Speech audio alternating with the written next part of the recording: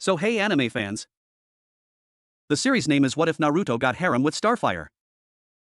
So let's start the series. The sky above Konoha cracked. Not with thunder, not with lightning, but with something far more terrible, a silence that shattered sound itself. One moment, the evening was painted in the gentle oranges and purples of dusk, cicadas humming their twilight song. The next, the very air above the Hokage monument seemed to fold, reality pleating like cheap paper before tearing open with a soundless scream of tortured physics. Naruto Uzumaki, halfway up the training post with a kunai in his teeth, froze. The hair on his arms stood up, and not from the chill. Kurama, the nine-tails sealed within him, growled a warning that vibrated through his bones. That's not chakra, boy. That's something else. The tear in the sky wasn't black. It bled ultraviolet and magenta, colors that hurt to look at, spewing geometric light and shimmering distortions. From the heart of the village, alarms began to wail, the deep, bone-shaking horns reserved for existential threats. What in the? Naruto dropped to the ground, his training forgotten. He could see tiny figures already converging on the Hokage Tower A and BU, probably. A flicker of yellow, and the fourth Hokage's face on the monument seemed to gaze with stone concern at the rip in his sky. Then, it spat something out. A streak of brilliant green fire, trailing smoke and sparks like a dying comet, arced from the anomaly. It screamed through the atmosphere, not with the control of a shinobi's body flicker, but with the violent, chaotic trajectory of something broken. It smashed into the dense forest north of Konoha, the impact sending a tremor through the earth and a flock of birds panicking into the darkening sky. The tear in reality snapped shut with a final, thunderous pop that finally reached their ears, leaving behind only a faint, iridescent shimmer and a profound, ringing silence. Naruto was already running. Naruto, wait. Sakura's voice called from the training ground entrance, but he didn't slow. His heart hammered against his ribs. That wasn't an attack. That was a crash. Someone was hurt. The image of the green fire, so desperate and bright, burned behind his eyes. It felt familiar. It felt like loneliness screaming through the void. He pushed chakra to his legs, blurring through the streets, leaping over rooftops. He passed shinobi racing toward the Hokage Tower for orders, civilians being herded into shelters. His path was the opposite. Toward the impact. Toward the unknown. Idiot. Don't go alone. A sharper voice, and a flash of blue and white joined him. Sasuke Uchiha landed beside him on a roof edge, his Sharingan already active, the tomo spinning as he scanned the forest ahead. You saw it too, Naruto stated, not questioning. The whole village saw it. The council is panicking. They're calling it a possible Otsutsuki-level incursion. Sasuke's voice was tight. Running headfirst into it is reckless. Someone's hurt, Sasuke. It could be a weapon. A trap. Naruto met his gaze, his own blue eyes fierce. Then we spring it together. But I'm not leaving whoever that is out there alone. Sasuke's jaw tightened, but he gave a curt nod. Some arguments, after all these years, were not worth having. Team 7's unspoken bond pulled them forward, into the gathering dark of the woods. The crater was still smoldering. It was a 30-foot wide scar of shattered earth and melted glass, steam rising from the edges where damp soil met superheated ground. In the center, half buried in debris, lay a figure. Naruto's breath caught. It was a young woman. Her clothing, what remained of it, was unlike anything he'd ever seen, a purple and black material that seemed both metallic and leathery, torn and scorched. Her skin was faintly, healthily tan, but streaked with soot and glowing green fluid that might have been blood. Her hair was a wild, magnificent mane of long, vibrant red that seemed to hold its own light, like embers. But it was her presence that struck him, a palpable aura of warmth and power, even in unconsciousness, like standing near a dormant star. Alien, Sasuke murmured, his Sharingan recording every detail. No discernible chakra network. But her energy signature, it's overwhelming. Fluctuating. She's breathing, Naruto said, already sliding down the crater's side. He ignored the heat radiating from the ground. Naruto, don't. We don't know. She's hurt. He reached her side. Up close, she was stunning, with elegant, otherworldly features. A delicate gold band circled her forehead. Her hands were slender but calloused. The green fluid, it was blood, he realized oozed from a gash on her temple and a deeper wound on her side. Her breathing was shallow, ragged. Gently, he brushed a strand of fiery hair from her face. Her skin was incredibly warm, almost feverish. Careful, brat, Kurama rumbled, wary. That warmth isn't just from the crash. It's coming from inside her. It's solar. Suddenly, her eyes flew open. Naruto froze. They were a luminous, solid, breathtaking green, like captured nebulae. For a moment, they held only confusion and immense pain. Then, they focused on him. She didn't flinch or scream. She stared, and in her gaze, Naruto saw not fear, but a deep, profound curiosity, and a sadness so vast it seemed to hold entire galaxies. Her lips moved. The sound was a rasp, a language of melodic clicks, hums, and vowels that flowed like water over stones. Beautiful and utterly incomprehensible. Hey, it's okay, Naruto said softly, his voice calm, the same tone he used for frightened children or injured animals. You're safe. We're here to help. She blinked, her brow furrowing. She raised a trembling hand, her fingers hovering near his face, not touching. She spoke again, a questioning lilt. We don't understand you, Sasuke said from the crater's edge, his hand resting on the hilt of his sword. Can you understand us? The woman looked from Naruto to Sasuke, her luminous eyes taking in the shinobi headbands, the weapons, the forest. Understanding seemed to flicker, then frustration. She tried to sit up, a gasp of pain escaping her. The wound on her side glowed faintly green. Whoa, easy. Naruto said, placing a gentle hand on her shoulder to steady her. The moment his skin made contact, something sparked. Not literally, though for a second, he thought he saw a tiny flash of green gold light. It was a resonance. A hum in his chakra coils, a sympathetic vibration. The immense, solar warmth within her seemed to react to the bright, persistent, life-filled chakra within him. Kurama stirred, intrigued despite himself. The woman's eyes widened. She looked down at his hand on her shoulder, then back into his eyes. Her expression shifted from pain and confusion to one of awe. She placed her own hand over his. Her skin was so warm. She spoke a single, clear, melodic word. Corey, it sounded like a name. An introduction. Naruto, he replied, pointing to himself with his free hand. Uzumaki Naruto. She tried to form the syllables. Na-ru-to. Her voice was music even in its struggle. She offered a weak, but radiant smile. It was a smile that could disarm armies. Then, the moment shattered. Step away from the entity, Naruto.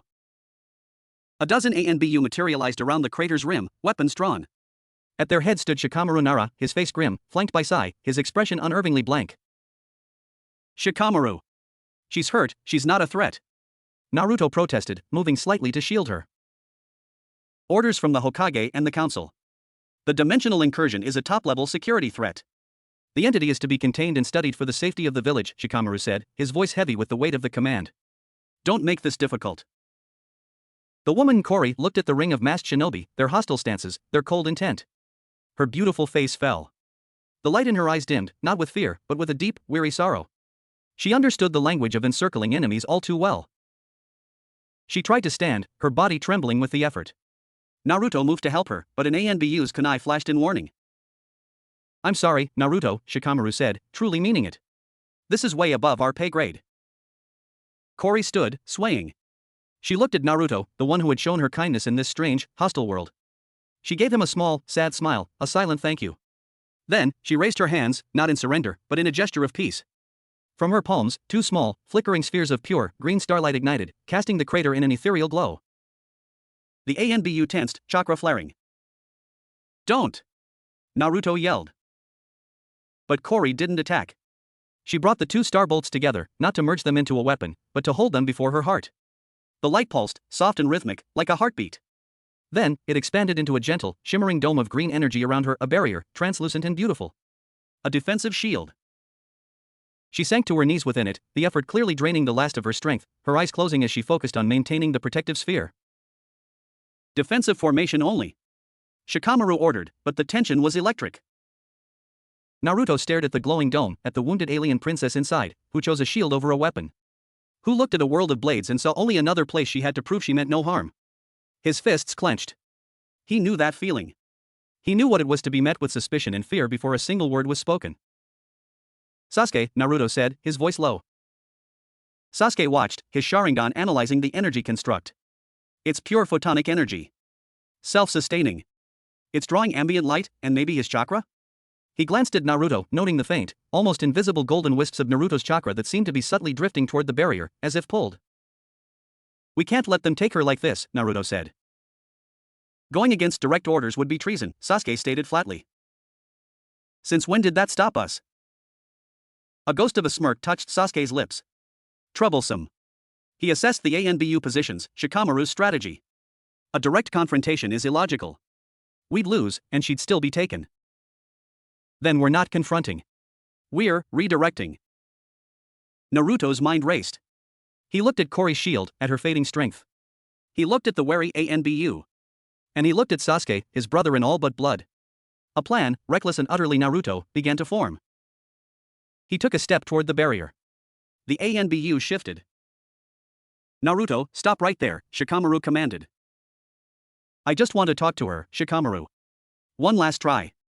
Before you do this. Naruto's voice was earnest, pleading. It was the tone that had disarmed far smarter men. Shikamaru sighed, pinching the bridge of his nose. Make it quick. And do not touch the barrier. Naruto nodded. He walked slowly to the edge of the green, luminous dome. Inside, Kori's eyes opened again, meeting his. He knelt so they were at eye level. He smiled his sunbright, disarming smile. Hey, he said softly, knowing she couldn't understand the words, but pouring all his intent into his tone, his eyes. I'm not going to let them lock you up. Okay? He placed his palm flat against the barrier. It hummed, warm and vibrant. He pushed a tiny, gentle pulse of his own chakra into it, not an attack, but a greeting. A key. The barrier shimmered. Kori's eyes widened in surprise. She felt it, the warm, whiskered, stubbornly kind energy of this boy resonating with her own Tamaranian solar energy. The barrier recognized him. For a split second, it wavered, becoming permeable just for him. It was all the opening Sasuke needed. In a blur of motion almost too fast for the Anbu to track, Sasuke appeared behind two of them, his hands striking precise pressure points. They crumpled silently. At the same moment, he flung a handful of smoke pellets laced with a mild, size-applied sensory disruption powder into the center of the Anbu ring. Now! Sasuke barked. Naruto didn't hesitate. He pushed through the barrier, the energy parting for him like water. He scooped Kori into his arms, shield and all.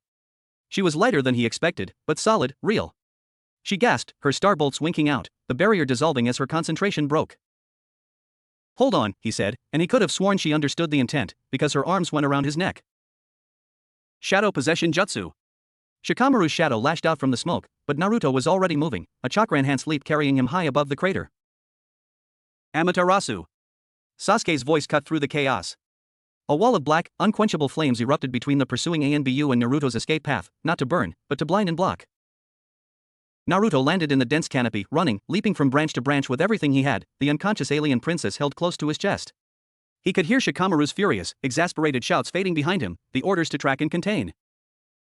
He didn't know where he was going. He didn't have a plan beyond not here, not a cage for her. He ran deeper into the forest, toward the mountains, toward the forgotten places. The moon rose, a pale witness. In his arms, Kori stirred, her head resting against his shoulder. Her green eyes, half-lidded with exhaustion, looked up at his determined face, at the whisker-like marks on his cheeks, at the moonlit world rushing past. She said that single, melodic word again, a breath against his neck. Kori. He looked down, meeting her gaze. He gave her the only thing he could offer in this moment of madness and rescue, his unwavering, sunny smile. Nice to meet you, Kori, he whispered into the rushing wind. Welcome to my world. And as he ran, carrying starlight through the dark trees, two universes, two lonely hearts, and two incompatible energies, chakra and solar power, began, irrevocably, to weave themselves together. The first thread of an epic, a bond that would challenge shinobi law, defy cosmic empires, and rewrite the destiny of both their souls, had been spun in the chaos of a crash and the courage of a rescue. The long, continuous journey had begun. Chapter 2, The Valley of Whispering Suns. The world became a blur of shadow and moonlight. Naruto's lungs burned, but he pushed chakra through his legs, each leap carrying them farther from the crater, the Anbu, the orders. He ran not with the practiced grace of a veteran shinobi, but with the desperate, bounding energy of a fox chased by hounds, every instinct screaming away. Coriander, though he did not yet know her full name, lay still in his arms. Her breathing had evened, a soft rhythm against his neck, but the warmth of her skin was a constant, startling presence. It was not the dry heat of fever, but the deep, steady glow of banked coals, of a stone that had soaked up sunlight all day. Her vibrant red hair streamed behind them like a banner of captured fire. You realize the magnitude of your stupidity, yes? Kurama's voice was a gravelly rumble in his mindscape. You just committed treason for a glowing stranger. She wasn't a threat. Naruto shot back mentally, vaulting over a fallen log. You saw her. She put up a shield, not a weapon. A shield that reacted to your chakra. Interesting. Annoying, but interesting. The Nine-Tails sounded grudgingly curious. Her energy, it's foreign. It tastes of open sky and nuclear fire. It doesn't belong here.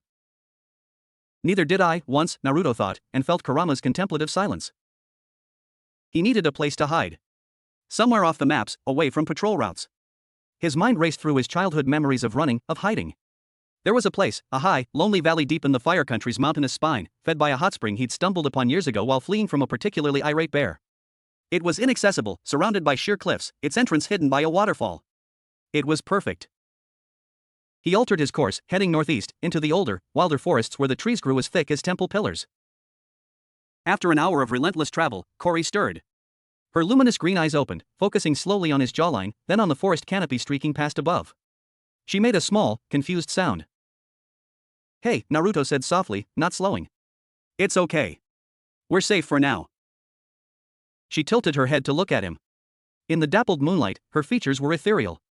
She studied his face with an intensity that was neither fearful nor romantic, but profoundly analytical, as if she were trying to download his entire being through her gaze. She raised a hand, her fingers hovering near the 3 whisker marks on his cheek. "Ah, those? Kinda my trademark," he said with a nervous chuckle. Her fingers didn't touch his skin. Instead, a tiny, harmless wisp of green gold light, like a will-o'-the-wisp, sparked from her fingertip and danced toward his cheek. It fizzed gently against his skin, a sensation like warm, carbonated rain. It didn't hurt. It felt inquisitive. "Whoa," Naruto breathed. She smiled, a small, triumphant smile. She had communicated something. She pointed to the marks, then to her own eyes, then back to him. "You see something in them," he guessed.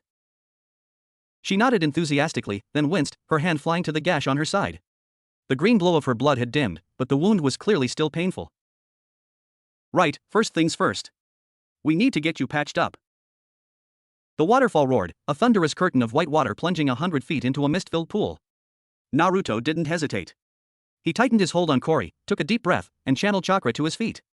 He ran straight up the cliff face beside the cascade, water soaking them both, and then pushed through the pounding curtain into the hidden space behind it. Silence, broken only by the muffled roar.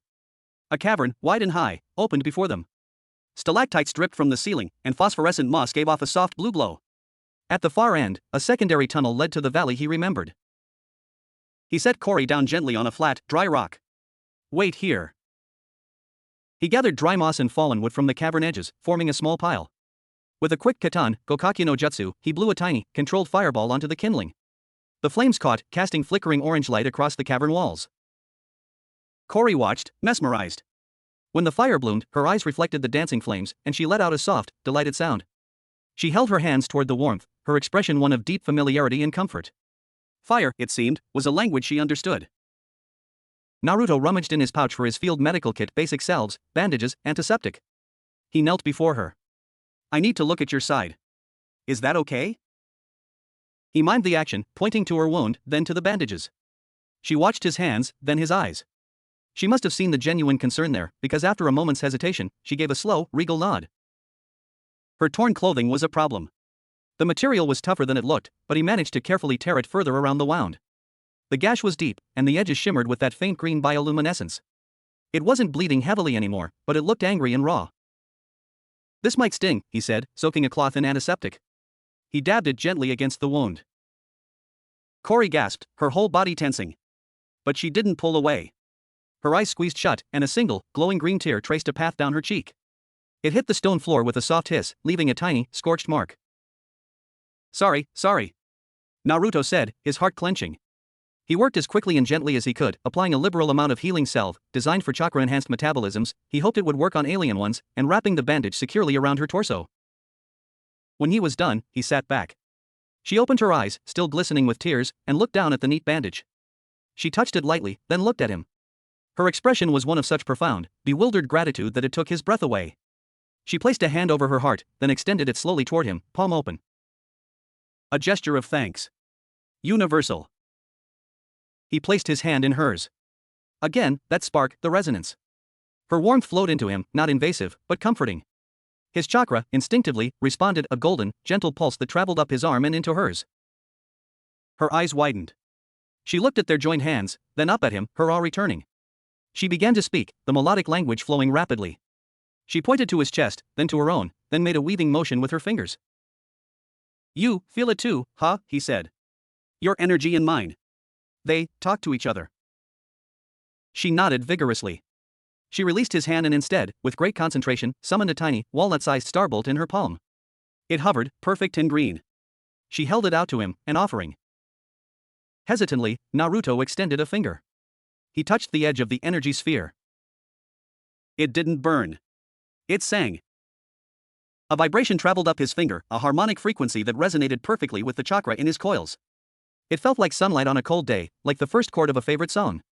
A wisp of his own chakra, visible as a faint golden mist, unwound from his fingertip and spiraled into the starbolt, causing it to flare brighter, turning a brilliant gold green. Wow, he whispered. Cory's face lit up with a joy so radiant it rivaled the combined light in her hand. She laughed, a sound like crystal wind chimes, pure and infectious. Naruto found himself grinning back, a wide, unrestrained smile. In that moment, words were unnecessary. They had found a bridge. Not of language, but of energy. Of essence. Over the next 2 days, a fragile, wordless routine established itself in the hidden valley. The valley itself was a paradise. A meadow of soft grass and wildflowers, a clear, icy stream, and the hot spring bubbling into a natural stone pool at one end. The air was clean and thin. It was a world unto itself. Naruto focused on practicalities. He built a more permanent shelter under an overhang, lining it with dry grass and soft ferns. He foraged for edible roots and berries, and even managed to catch fish from the stream with his bare hands, a skill that amused Cory to no end. She watched his every move with fascination, absorbing the details of this world. Her own abilities were a source of constant wonder. Her strength was immense. She casually lifted a boulder Naruto would have needed shadow clones to move, placing it as a windbreak for their fire. She could fly, though her injuries made it brief and wobbly. She didn't need to eat in the traditional sense. She spent hours each morning simply sitting in the sunlight, her skin drinking in the rays, a visible, nourishing glow building within her. Solar energy. She was, literally, powered by the sun. Communication remained their biggest challenge. They developed a crude sign language of pointing, miming, and expressive sounds. Naruto learned that a tilted head and a click meant what is this? A sweeping gesture toward the sky meant where? The palm over heart gesture was thank you or good. He also learned her name wasn't just Cory. One evening, as they sat by the fire, she drew a constellation in the dirt with a stick, 3 bright stars in a triangle. She pointed to it, then to herself, and said carefully, Cory, NR. Then she pointed to the drawing and made a sweeping, inclusive gesture, followed by a sad, longing look at the stars. Cory and R, Naruto repeated. You're, from there? Among those stars? She understood his pointing upward. She nodded, her expression growing solemn. She then drew another, harsher symbol, a jagged, oppressive-looking shape hovering over the triangle. She mimed chains on her wrists, then an explosion, and finally, her falling. Her eyes held a storm of emotions, anger, grief, and a fierce, unbroken pride. You were a prisoner, Naruto whispered, understanding dawning. You escaped. And you crashed here. She met his gaze, her green eyes fierce. She placed a fist over her heart, then pointed to the jagged symbol and made a slashing motion. A vow.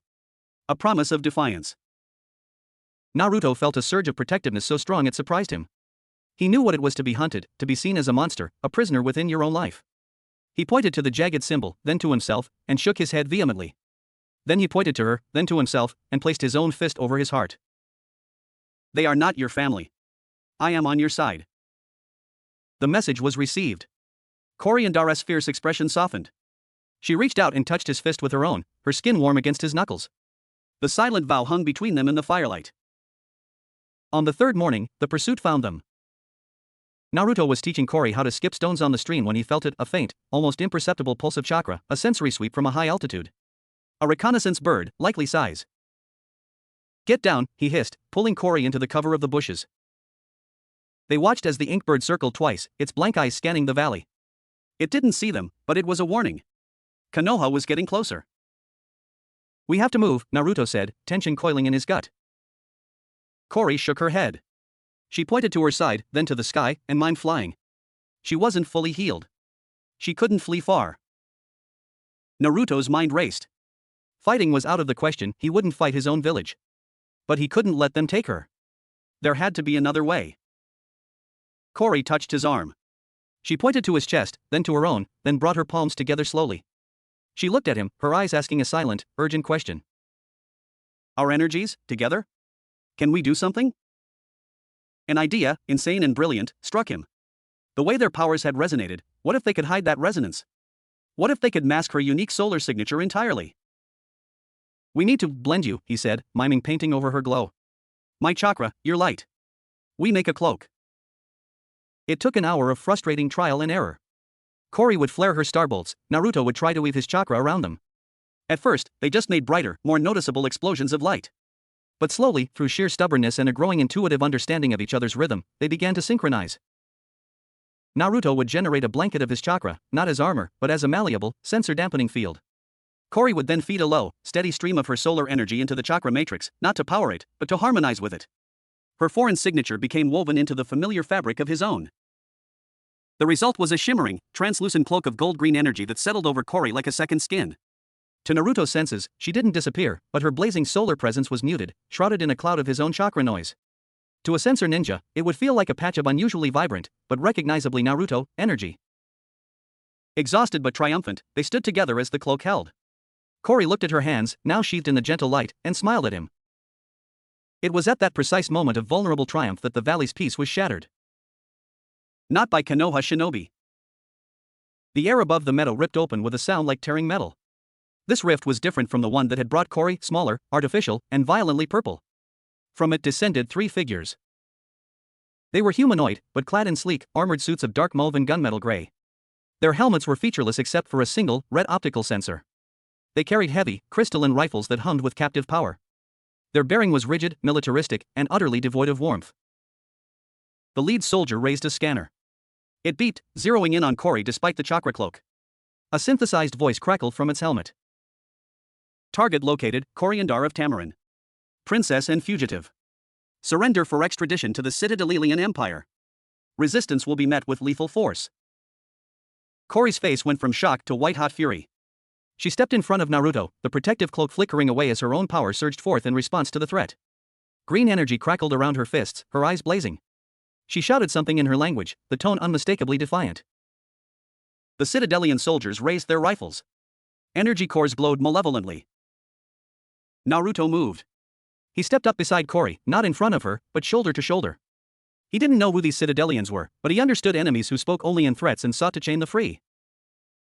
You heard her, Naruto said, his voice low and deadly serious, a tone he reserved for the true villains. He formed a single hand seal. A dozen shadow clones erupted into existence around the two soldiers in a puff of smoke, kunai drawn. She's not going anywhere with you. The lead soldier tilted its head, assessing Naruto as if he were an insect. Interfering organic. You are not in our parameters. You will be removed. The soldier fired. Not at Naruto, but at Kori. A beam of concentrated, violet plasma screamed across the meadow. Time seemed to slow. Naruto's clones lunged. Kori moved to meet the blast with a starbolt of her own. But Naruto's instinct was faster than thought. He didn't throw a Rasengan. He didn't summon a clone. He simply shifted, placing himself in the beam's path, and raised his arms, chakra flaring in a desperate, instinctual guard. And something new happened. His golden chakra didn't just block. It met the violet plasma. And at the point of contact, Kori's solar energy, reacting to his peril and his intent, lashed out from her position beside him. Green and gold intertwined, spiraling together into a spontaneous, whirling vortex of energy. The plasma beam struck the vortex and was absorbed. The gold-green energy flared, digesting the foreign attack, converting its violent power into a shimmering, protective aura that briefly encased them both.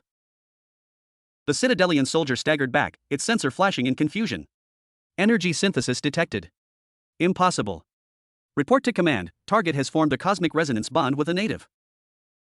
Kori stared at Naruto, her fury replaced by stunned revelation. Naruto looked at his hands, still buzzing with the unfamiliar, harmonious power. Their eyes met. In that shared glance was the dawning understanding that they were no longer just a shinobi and an alien princess on the run. Together, they had created something new. Something that neither chakra nor Tamaranian starbolts could achieve alone. The Citadelians regrouped, their rifles powering up for a full barrage. The lead soldier spoke again, its voice now carrying a note of cold urgency. New directive, capture both subjects. The bond is of strategic value. Take them alive. If possible. Naruto settled into a fighting stance, a fierce grin spreading across his face. Kori rose into the air beside him, her hands blazing with green fire. The clones tensed. The first true battle of their crossed destinies was about to begin in a hidden valley, under a sun that fed one of them and watched over both. The chase from Konoha was now the least of their worries. The war had followed Kori home, and Naruto had just enlisted. Chapter 3, Bonds of Starlight and Shadow.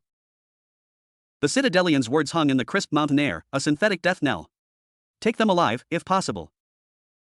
The threat was a glacier, cold, massive, and inexorable. But Naruto had spent his life melting glaciers with sheer, stubborn warmth.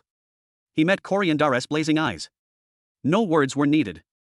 The shared glance was a battle plan, a pact, a promise. He gave a single, sharp nod.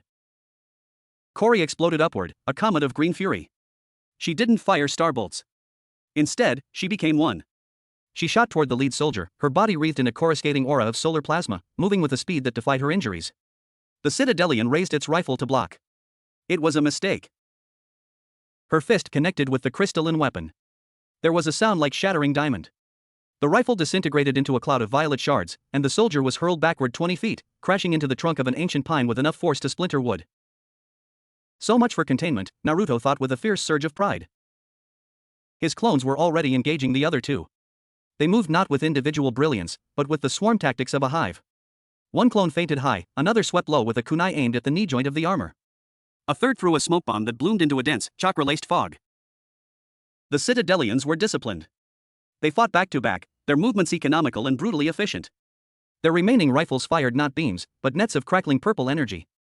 One net snared 3 clones, the energy contracting instantly and popping them out of existence in puffs of smoke.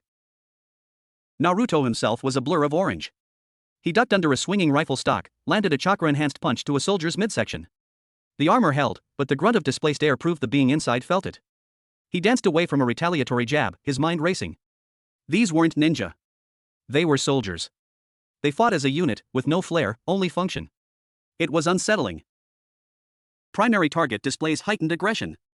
Subdue with ion lash, the down leader commanded, its voice buzzing as it extracted itself from the tree. The two soldiers disengaged from the clones and raised their left arms. From gauntlets, they fired not nets, but whips of sizzling, white-hot energy. The whips lashed out, not at Naruto, but at Cori, who was hovering, preparing another dive. She was fast, but the whips were unpredictable, living lightning. One caught her ankle.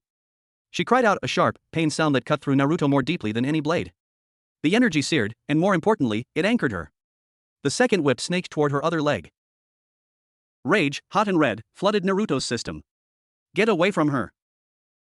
He didn't form a seal. He didn't think. He just reached.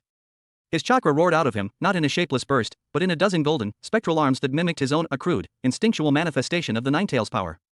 The arms grabbed the energy whips midair. The sensation was agony. It was like grasping live power lines. His chakra sizzled, evaporating under the corrosive alien energy. But he held. He yanked. The soldiers, unprepared for this raw, physical counter to their technology, were pulled off their feet. The whips flickered and died. Naruto dropped the chakra arms, his real hand smoking. Cori, freed, landed beside him, her eyes wide with concern. She took his injured hand in both of hers. A gentle, green-gold glow emanated from her palms, washing over his burns. The pain receded, replaced by a soothing warmth. The blisters smoothed over, leaving only pink, new skin. Healing. She could heal. He stared at her. She gave him a wobbly, grateful smile. The moment of tenderness was shattered by a high-pitched whine. The lead soldier was back on its feet, its damaged gauntlet retracted. In its place was a heavier, barrel-like attachment. It was powering up, a deep, threatening hum building in the air. Cosmic resonance confirmed. Threat level elevated. Authorization granted for planetary-grade suppression. A sphere of pure, compressed annihilation began to form at the weapon's tip, distorting the light around it. Cori, together. Naruto yelled, his mind snapping back to the vortex that had absorbed the plasma beam. He knew they couldn't dodge this. It was too big, too fast. He poured his chakra out in front of them, not as a wall, but as a spinning, swirling disc, the foundational shape of the Rasengan, but hollow, a receptive basin. Pour your power into it. Now. Cori understood. She planted her feet, braced her hands before her, and unleashed not a bolt, but a continuous, focused stream of raw solar energy. It was the light of 1,000 dawns, concentrated into a beam of emerald fire. Her beam struck his spinning chakra disc. And instead of passing through or exploding, it was caught. Naruto's chakra, malleable and tenacious, wove itself through her stellar fury.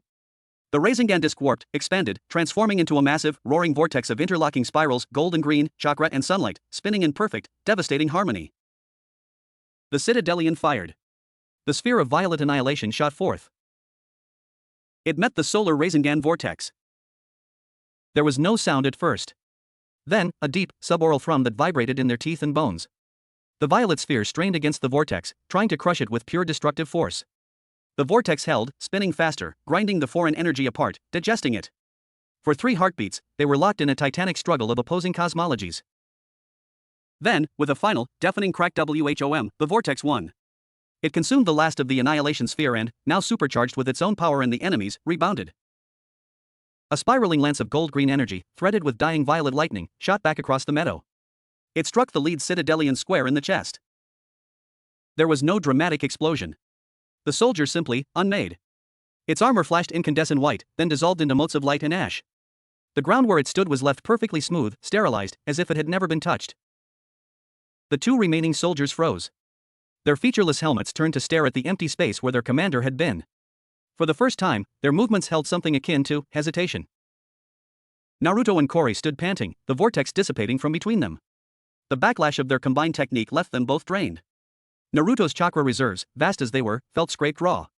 Kori's glow had dimmed considerably, she was leaning on him slightly for support. The standoff lasted 5 seconds. Then, from the purple rift still hovering in the air, a new voice emerged. It was still synthetic, but deeper, laced with static and an unmistakable aura of command. Cease hostilities. Fall back.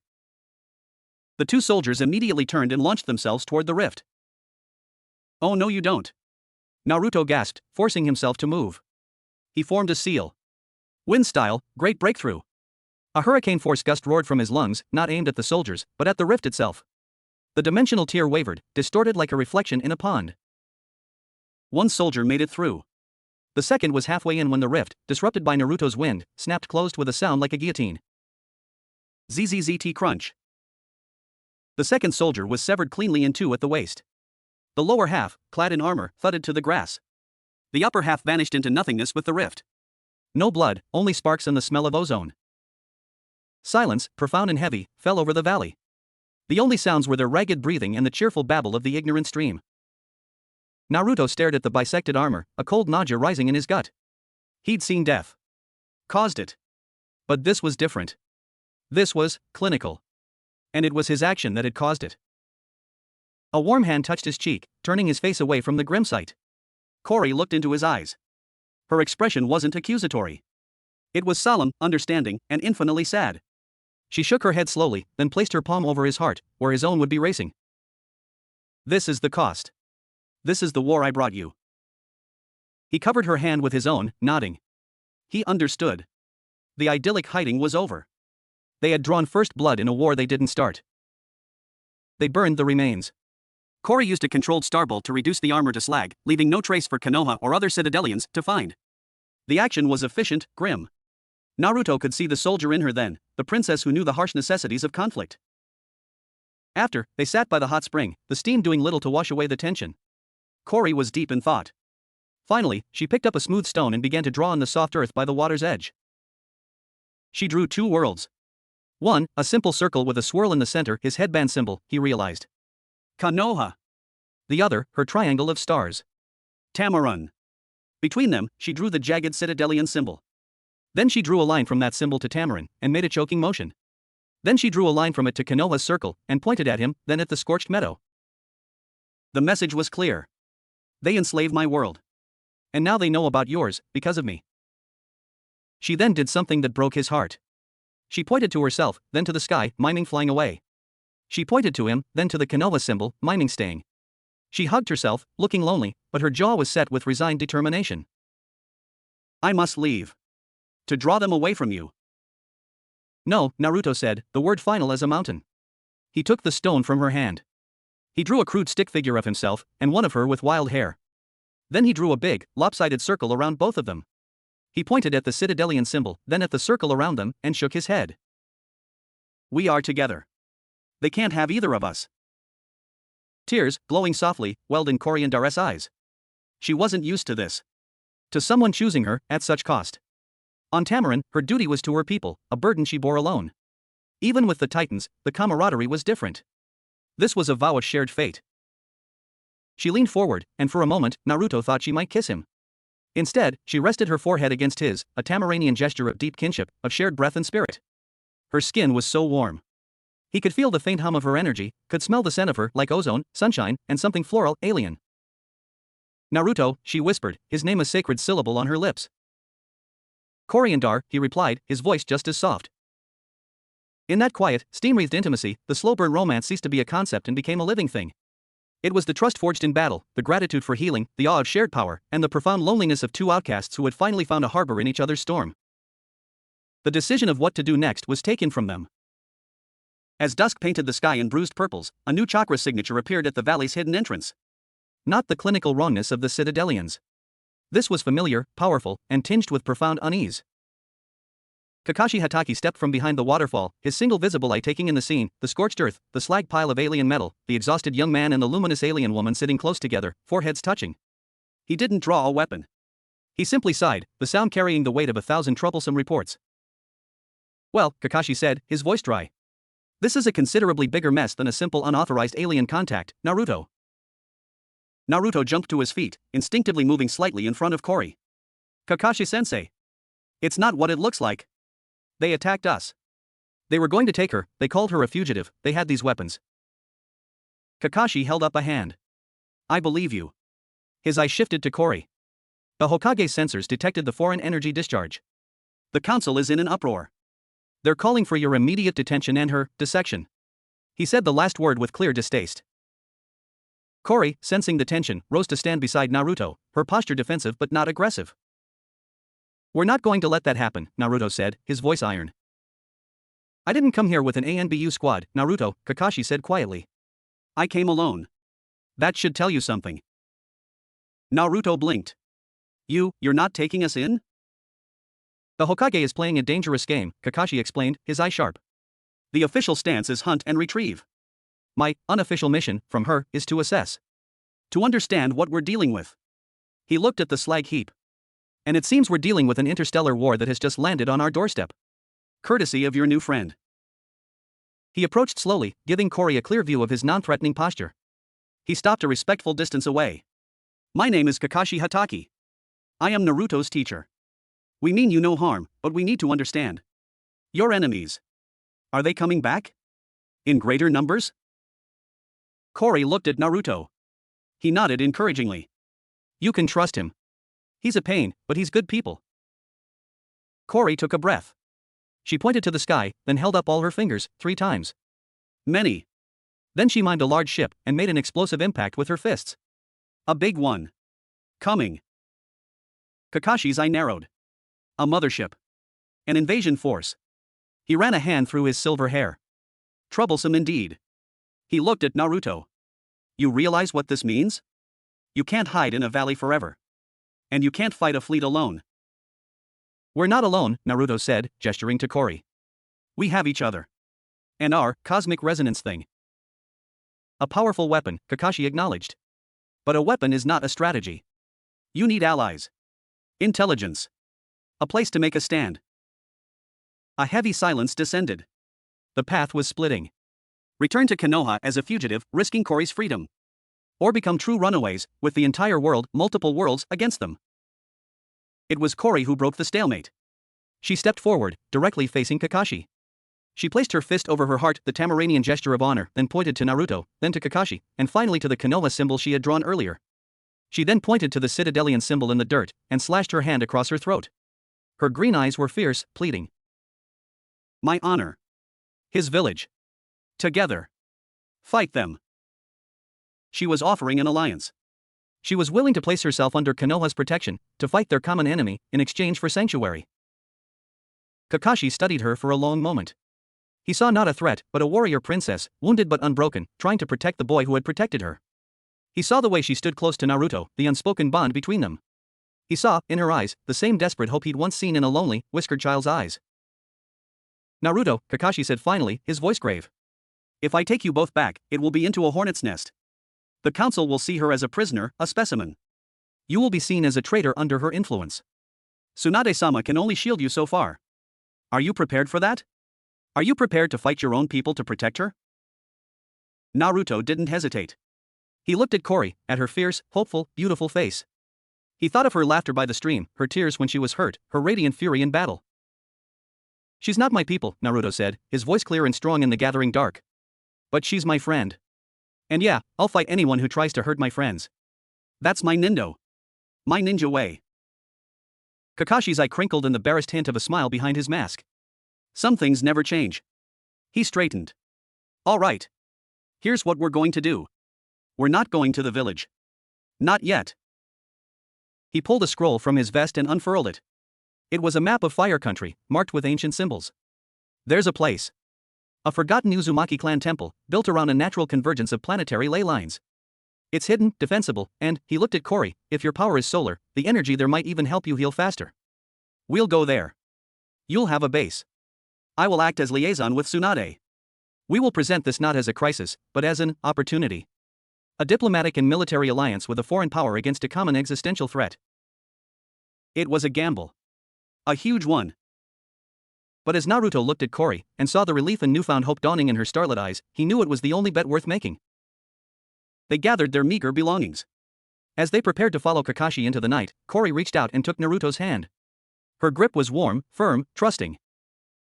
Hand in hand, shinobi and princess, followed by the copy ninja, they left the Valley of Whispered Suns behind. They walked toward an ancient temple, toward a political firestorm, and toward a war in the stars. But they walked together. And for now, that was enough. Chapter 4, The Temple of Converging Lines. The journey to the Uzumaki Temple was a silent, shadow trek through the bones of the land. Kakashi led them on a path that avoided roads, villages, and even animal trails, moving through ancient forests and across barren ridgelines with the ghost-like precision of a master infiltrator. The moon was a sliver, offering little light, but Kakashi's Sharingan and Cory's low-grade bioluminescence a soft, will-o'-the-wisp glow she emitted unconsciously when Nervous guided their way. Naruto held Cory's hand the entire time. It was less a romantic gesture and more a lifeline, a tether between two beings adrift in a sudden, terrifying ocean of consequence. Her palm was dry and warm, her grip strong but not crushing. With every step, the reality of their situation sank deeper. He was an S-rank missing nin in the eyes of some, a traitor in the making. She was a fugitive princess with an empire on her heels. The quiet valley felt like a dream already fading. After 6 hours of grueling travel, as the first hints of dawn bled gray into the eastern sky, Kakashi stopped at the base of a sheer, moss-covered cliff. It looked unremarkable, just another face of stone in the mountainous wilderness. Here, Kakashi said, his voice a low murmur. He placed a hand on the rock, his chakra flaring in a complex, pulsing pattern. Naruto felt it, a resonance, deep and old, like a heartbeat from the earth itself. The stone shimmered. Not an illusion dispelling, but the rock itself becoming insubstantial, like a mirage. A grand archway, carved with intricate, swirling seals that glowed with a faint, rust-red light, was revealed. Uzumaki Fuinjutsu, Naruto whispered, awe cutting through his fatigue. The swirling patterns were reminiscent of those on his mother's sealing gown, on the faces of the Shinigami. They spoke of a lineage he'd never known, a power that was his birthright. The temple is built upon and within a nexus of planetary chakra lines, Kakashi explained, ushering them through the arch. The moment they passed the threshold, the solid stone reappeared behind them, sealing them in with a soft thud. The Uzumaki used it to amplify their sealing techniques. It's been forgotten for generations, its location a clan secret that died with most of them. Tsunade-sama had the records. Inside was not a dark cavern, but a breathtaking space. The temple was carved directly into the mountain's heart. A vast central chamber soared upward, its ceiling lost in shadow. Staircases and walkways of polished stone wound around the interior walls, leading to multiple alcoves and deeper chambers. The air was cool, dry, and thrumming with energy. The source of the light was the most astonishing thing. Veins of crystalline substance ran through the walls, floor, and ceiling, pulsing with a gentle, golden crimson light that mimicked the flow of chakra. At the center of the chamber was a wide, circular pool of perfectly clear water, from which the strongest concentration of energy emanated. Cory gasped, releasing Naruto's hand. She floated a few inches off the ground, her eyes wide with wonder. She drifted toward the nearest wall, reaching out to touch a pulsing crystal vein. The moment her fingers made contact, the crystal's light flared brightly, shifting from gold crimson to a vibrant, brilliant green gold. A harmonic hum filled the chamber, a chord that vibrated in their teeth. The planetary energy, it's compatible with her, Kakashi observed, his Sharingan recording the reaction. It's not chakra, but it's a form of ambient life force. She can apparently interact with it, maybe even feed on it. Cory turned to them, her face illuminated with pure joy. She spread her arms and breathed in deeply. As she did, the glow from the crystals intensified, and a visible, shimmering energy like heat haze made of light drifted from the walls and concentrated around her. Her weariness seemed to slough away. The lingering pain from her wounds visibly eased, the faint green glow around her injuries brightening momentarily in a healing surge before settling. This place, it's good for you, Naruto said, smiling for the first time since the battle. She nodded vigorously, beaming. She flew to him, took his hands, and placed them against the crystal she had touched. Naruto. Feel. He pushed a trickle of his chakra into the crystal. The reaction was immediate and overwhelming. It was like tapping into a geyser. Raw, ancient, and incredibly potent energy surged up to meet his, not hostile, but wild and vast. It was the difference between drinking from a stream and standing under a waterfall. He gasped, pulling his hand back. Whoa! That's a lot. The Uzumaki of old could channel that power directly for their grand seals, Kakashi said, walking to the central pool. He knelt, dipping his fingers in the water. It's why they were feared and respected. This temple is a battery. A sanctuary. And now, a headquarters. Over the next 2 days, a routine established itself, one of urgent preparation rather than peaceful hiding. Kakashi spent hours in a deep alcove that served as a communications chamber, using a complex, chakra-powered array to send encrypted reports to Tsunade. The news from Konoha was tense.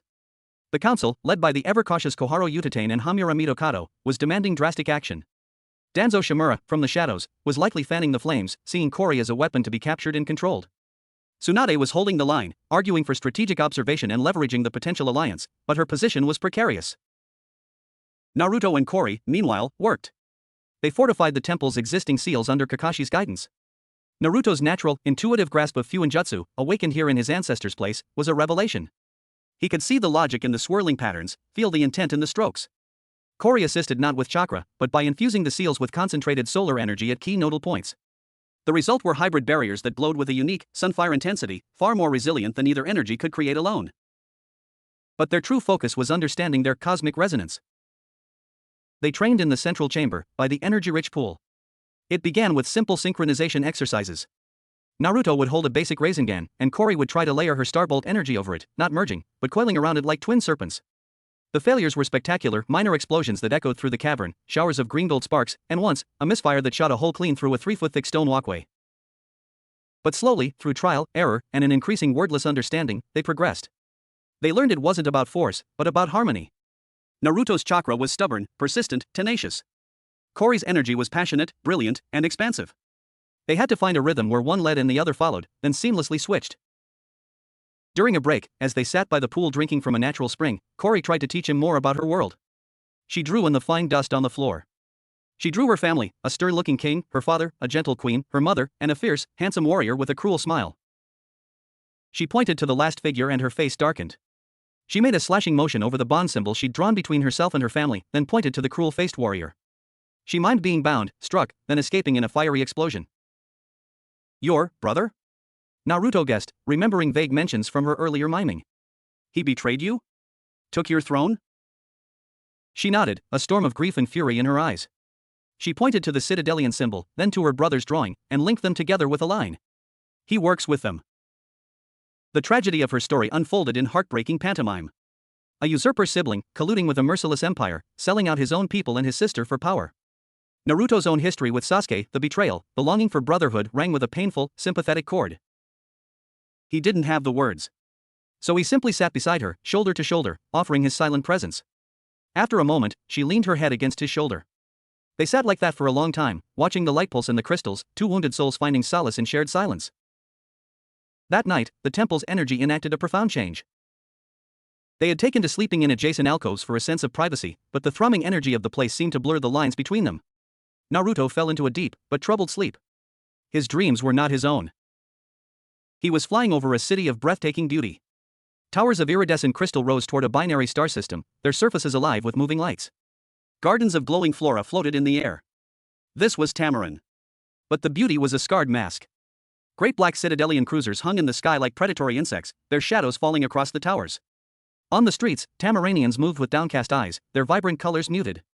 Soldiers in mauve armor patrolled, their presence a constant, oppressive weight. He felt a crushing, helpless grief that was not his own. He felt the phantom pain of a throne room now occupied by a traitor with her brother's face. He felt the longing for a home that was both there and utterly lost. Naruto awoke with a gasp, tears streaming down his face. He stumbled from his alcove to find Kori already in the central chamber, kneeling by the pool, her body shaking with silent sobs. The crystals around her were pulsing in time with her distress, flaring a deep, sorrowful indigo. She felt him approach and looked up. Her eyes held the same haunted images he had just witnessed. You saw it too," he breathed. She nodded, a fresh wave of tears falling. She held out her hands. He took them, and as their skin connected, the shared vision intensified. Not as a dream, but as a vivid, empathic echo. He felt the specifics, the name of her father, Myandar, the warmth of her mother, Luandar, the bitter betrayal of her elder brother, Kamandar. He felt the cold of the Citadelian dungeons, the sting of the energy whips, the desperate surge of power as she broke free, the terrifying, directionless flight through the dimensional bleed that eventually spat her out over Konoha. And she saw his life in return. The lonely apartment. The glares of the villagers. The desperate, clownish bids for attention. Irika's first ramen. Teen 7. Sasuke's defection. The pain of loss, the weight of Kurama, the endless climb for acknowledgement. The profound, echoing loneliness that mirrored her own. It was not a gentle sharing. It was an avalanche of memory and emotion, raw and unfiltered, pouring through the conduit their bonded energies had become within the amplified nexus of the temple. They were no longer two individuals sharing stories. For those few, overwhelming minutes, their souls overlapped. When the torrent finally receded, they were on their knees facing each other, their hands still clasped, foreheads nearly touching. They were breathless, trembling, stripped bare. Coriandar looked into Naruto's blue eyes, now filled with a depth of understanding no one else in this universe could ever have. She saw the boy who knew what it was to be hated for what was inside him, to fight for a place to belong, to never give up. Naruto looked into her green nebula eyes and saw the princess who bore the weight of a world, who carried her hope like a shield, whose kindness was a revolutionary act in the face of tyranny. There were no barriers left. No need for translation. Slowly, giving her every chance to pull away, Naruto leaned forward. He pressed his lips to her forehead, in the space just above her golden band, in a kiss that was pure reverence, empathy, and a vow. A soft, shattered sound escaped her. Then, she moved. She didn't kiss him back on the lips. Instead, she wrapped her arms around him in a crushing, desperate embrace, burying her face in the crook of his neck. He held her just as tightly, his own tears dampening her fiery hair. They held each other as the crystals slowly returned to their calm pulse, bearing witness to the moment their bond ceased to be merely strategic or even friendly. It was now soul deep. Forged in shared power, tempered in shared pain, and solidified in a communion of memories. They were Naruto and Coriandar. And they were, irrevocably, us. Kakashi found them like that an hour later, still holding each other quietly by the pool. He stopped at the edge of the chamber, his single eye taking in the scene. The energy in the room was different, calmer, yet profoundly intertwined. He cleared his throat gently. They separated, not with embarrassment, but with a new, quiet certainty. Their eyes were red-rimmed, but clear. "I've made contact with Tsunade-sama," Kakashi said, his usual lazy demeanor replaced by stark gravity. "The situation has evolved. The council has called an emergency session of the feudal lord's advisors. Danzo is presenting evidence that the alien incursion is a prelude to invasion, and that the only safe course is preemptive capture and dissection of the specimen to develop counterweapons." Naruto shot to his feet, anger blazing. "They can't." "They are trying," Kakashi said. "Tsunade is fighting them, but she needs leverage. She needs to show that you are not a threat, but an asset. That an alliance is not only possible, but vital." He looked at Kori. "We need to demonstrate the strategic value of your bond. Not just as a weapon, but as something they cannot replicate or afford to lose." Kori stood. She looked at Naruto, then at Kakashi. Her expression was no longer that of a grateful refugee, but of a princess and a general. She pointed to the pool, then to herself and Naruto. She then pointed upward, mimed a Citadelian ship, and made a fist. "Use the temple's power. Amplify our bond. Show them we can fight their war." A demonstration, Kakashi mused. Risky. It could draw the very attention we're hiding from. "They're coming anyway," Naruto said, his voice firm. "Kakashi-sensei, we felt it. Her home, it's dying. And these Citadelians, they won't stop with Tamarin. They saw what we can do together. They'll want to snuff it out, or worse, take it. We have to be ready. And Konoha needs to see we're not the enemy." Kakashi was silent for a long moment. Then he nodded. "All right. We have 3 days before the council's final vote. Tsunade will stall. In that time, you will master one combined technique. Not a destructive one. A protective one.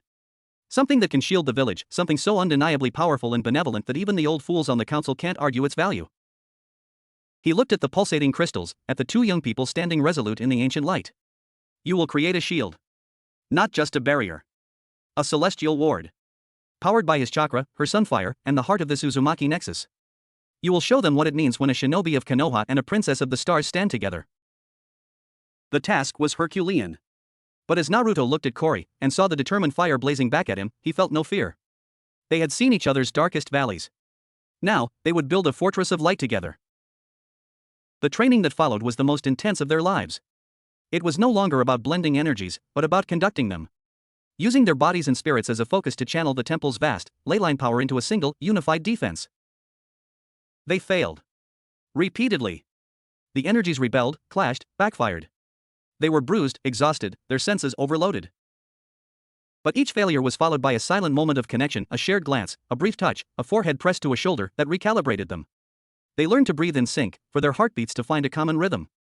Naruto learned the Tamaranian concept of Zal, not just a goddess, but the ideal of righteous fury and protective love. Fore learned the shinobi ideal of will of fire, the burning commitment to protect the next generation. On the dawn of the third day, as the first simulated attack, a colossal blast from Kakashi's combined lightning and earth style, roared toward their practice dome of energy, something clicked. Naruto planted his feet, channeling the raging river of the temple's power through his coils. Fore rose into the air above him, arms outstretched, becoming a living conduit to an imagined sun. Their eyes met. He didn't speak. He didn't need to. Together. A dome erupted from them, not from their hands, but from the very air of the temple. It was colossal, semi-transparent, and breathtaking. Its base was a deep, forest green chakra, woven through with golden Uzumaki spirals. Across its surface danced motes of green starlight, and through its substance flowed the crimson gold veins of the planetary ley lines, like circuits of a divine machine. Kakashi's jutsu hit it.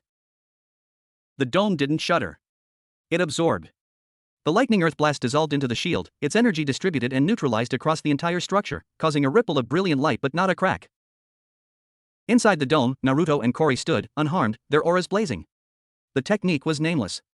It was simply what happened when their souls and powers aligned with a singular purpose: protect. Kakashi lowered his hands, a rare look of utter astonishment on his face. He had seen the truth-seeking balls, Susanoo, the might of tailed beasts. But this was different. This was not destruction given form. This was sanctuary made manifest. He knew, in that moment, that the council's vote no longer mattered. A line had been drawn in the soul of the world. A boy and a star had built a lighthouse, and its beam would now be seen by friend and foe alike.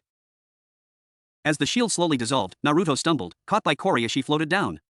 They were utterly spent, but triumphant. Kakashi approached, a scroll in his hand. Tsunade-sama's latest. The vote is in 6 hours. She wants us to come. To demonstrate that. He looked at them, his gaze solemn. It will be the most dangerous mission of your lives. You will be walking into the lion's den. If the council turns against you, even Tsunade may not be able to stop them. Naruto looked at Fore. She was leaning on him, her energy depleted, but her eyes held no fear. Only trust. In him. In this path. He smiled, that sunbright, unconquerable smile. Let's go show them what us means. Chapter 5, The Council of Fire and Stars. The walk back to Konoha was a somber procession through a world holding its breath. Gone were the hidden trails and shadowed passes. Kakashi led them openly along the main forest road, a statement in itself. Naruto walked at the center, Coriandar floating a pace beside him, her feet just brushing the ground. She wore a simple, dark travel cloak Kakashi had procured, its hood drawn up, but nothing could dim the vibrant spill of her hair or the subtle glow that emanated from her skin in the dappled sunlight. She was a star walking in daylight, impossible to hide. Every rustle in the underbrush, every distant bird call, felt like a potential attack from either Citadelian hunters or Konoha's own hardliners. Naruto's senses were stretched thin, his connection to Fore a constant, reassuring hum in the back of his mind. They didn't speak much, but their silence was a dialogue of its own. A shared glance, the occasional brush of her warm hand against his arm, the way she instinctively positioned herself to cover his blind spots, it all spoke of the profound trust forged in the temple's heart.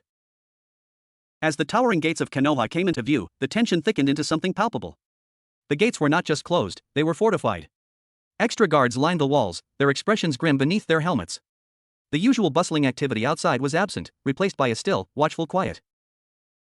The gate captain, a stern-faced Chunin Naruto vaguely recognized, stepped forward as they approached.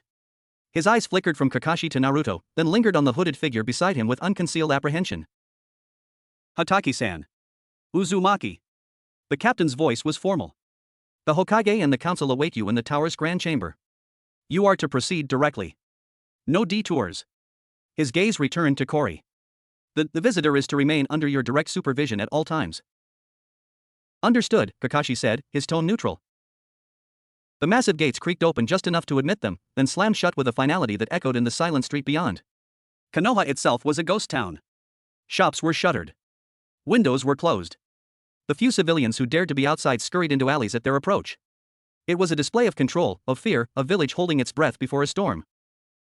They've been told we're bringing in a threat, Naruto muttered, his hands clenching into fists at his sides. Kore floated closer, her shoulder touching his. She didn't need to understand the words to feel the hostile atmosphere, the weight of hundreds of suspicious eyes hidden behind walls and curtains. Her own posture straightened, her chin lifting with regal defiance. She would not cower. The Hokage Tower loomed. More ANBU, their masks impersonal, flanked the entrance. They were led not to Tsunade's office, but to the rarely used grand chamber on the top floor, a vast, circular room with a domed ceiling where the village council met with the feudal lord's representatives in times of extreme crisis. The doors, carved with the Konoha emblem, swung inward. The chamber was a study in pressure. Sunlight streamed through high windows, illuminating a scene of tense hierarchy. At the head of a long, polished table sat Tsunade, her face a mask of controlled authority, the Hokage's hat squarely on her head. To her right sat the two elderly counselors, Koharu and Hamura, their expressions pinched with disapproval. To her left sat a man in the rich, silken robes of the Fire Daimyo's court, his face carefully blank. Along the wall stood the clan heads, Hayashi Hyuga, stoic and unreadable, Shikaku Nara, his eyes calculating, Inoichi Yamanaka, looking troubled, and others. In a shadowed corner, leaning on his cane, was Danzo Shimura. His single visible eye was fixed not on Naruto, but on Kore, with the detached interest of a biologist examining a novel insect. Every seat was filled. Every gaze was heavy. Uzumaki Naruto. Hatake Kakashi. And our guest, Tsunade's voice cut through the silence, formal and loud. You stand before the Emergency Security Council. Explain your actions and the nature of the threat you have brought to our doorstep. Naruto took a step forward, but Kakashi placed a subtle hand on his arm. Protocol demanded the Jonin report first. Hokage-sama, honored council, Kakashi began, his tone respectfully flat. Following the unauthorized dimensional incursion, I was dispatched to locate and assess. I found Uzumaki Naruto and the being known as Korean-Dar under attack by a militarized alien force identifying as the Citadelian Empire. Their intent was the capture and extradition of Korean-Dar, a Tamaranian princess and political fugitive. We repelled the attack, but intelligence suggests a larger force is en route. Korean-Dar seeks sanctuary and offers a strategic alliance against a common enemy that poses an existential threat not just to her world, but potentially to ours. An alliance? Koharu Udatane's voice was thin and sharp as a razor. With a creature we cannot communicate with? Whose very presence has already attracted hostile attention. You speak of repelling an attack, yet your report mentions advanced weaponry and tactics beyond standard shinobi parameters. You have potentially escalated a conflict we have no part in. The conflict is already here, Counselor, Kakashi countered calmly. The Citadelians fired first. They have demonstrated a willingness to use lethal force on our soil. This is not an escalation, it is a response to an invasion. And what of the bond? Hamura Mitokado asked, his eyes narrowed behind his spectacles. Your report mentions a cosmic resonance. An unpredictable mixing of foreign energy with chakra. This could be a biological or psychological weapon. An infiltration method. Now, Naruto could stay silent no longer. He stepped forward, deliberately placing himself between the council's gaze and Kore. It's not a weapon. It's understanding. We can help each other. We can protect the village. A murmur rippled through the room. The daimyo's representative leaned forward. Protect? From what, precisely? This alleged empire? Young man, you are asking us to risk the security of the entire land of fire on the word of an extra-dimensional refugee and your feelings. Danzo's cane tapped once on the stone floor. All eyes turned to him. Feelings are not strategy, he said, his voice a dry rustle. What we require is empirical data. The being, Korean-Dar, represents an unprecedented intelligence opportunity. Her physiology, her energy system, her knowledge of this Citadelian threat, all are vital assets that must be secured and studied under controlled conditions. For the safety of the village, she should be transferred to the custody of Root for proper assessment. A cold fist closed around Naruto's heart. Root. Danzo's Black Ops division. A one-way trip to a lab table. She is not an asset to be dissected. Naruto's voice rose, echoing in the chamber. She's a person. She's lost her home, her family. She came here for help, and we're talking about locking her up? That's not what Konoha stands for. That's not what the Will of Fire is. The Will of Fire protects Konoha's citizens, Koharu said icily. Not alien vagrants who bring war to our gates. The debate raged, a tempest of fear, pragmatism, and cold politics. Tsunade listened, her fists clenched on the table. She was outnumbered. The council was leaning toward containment. The daimyo's man was swayed by the argument of uncontrolled risk. Danzo's proposition of secure study was finding a chilling amount of support under the guise of national security. Kore, who had been standing with serene, silent dignity, understood the tone if not the words. She understood the looks Danzo gave her. She understood the word root from the grim set of Kakashi's shoulders. She saw Naruto's mounting frustration and anguish. She could not let him fight this battle for her alone. Not anymore. She floated forward, past Naruto's protective stance, and lowered her hood. A collective intake of breath filled the chamber. In the full light, her otherworldly beauty was staggering, but it was the quiet, regal power in her posture that commanded attention. She ignored the council. She looked directly at Tsunade, the recognized leader. Then, she began to speak. Her melodic language filled the room, not as a plea, but as a declaration. She spoke of her home, of the citadelian shadow, of her flight. She had no words they knew, but she poured her intent into the air, the sorrow for her people, the fury at her brother's betrayal, the hope she had found here, and the steel resolve to fight. When she finished, she placed her fist over her heart, the Tamaranian gesture of honor and truth, and bowed deeply to Tsunade. The room was silent, stunned by the raw, untranslated emotion that had just washed over them. It was Shikaku Nara who broke the silence, his analytical mind cutting through the drama. Hokage-sama. We are at an impasse of words. We have a report of a powerful defensive capability born of this bond. A shield. Let us see it. Let us evaluate this strategic value with our own eyes. If it is as potent as Hataki claims, it changes the calculus. If it is unstable or weak, it settles the argument. Tsunade saw her opening. A practical demonstration. Agreed. We shall adjourn to the primary training grounds. Naruto, Kori and Dar. You will show us what you can do together. It was a gamble. But it was the only chip they had left. The entire council, along with a contingent of ANBU and curious, high-ranking jonin, gathered at the edge of Training Ground 3. The atmosphere was that of a public trial by combat. Naruto and Kori stood in the center of the field, the weight of the village's judgment upon them. The demonstration is simple, Tsunade announced, her voice carrying across the field. You will erect your defensive technique. It will be tested by a combined assault from 3 of our strongest jonin. She nodded to the sidelines. Kakashi, Might Guy, and Yamato stepped forward. Begin. Naruto took a deep breath, looking at Kori. Her green eyes met his, calm and certain. They had done this in the temple. They could do it here. He reached out his hand. She took it. The connection ignited instantly, brighter and clearer than ever before, even without the temple's amplification.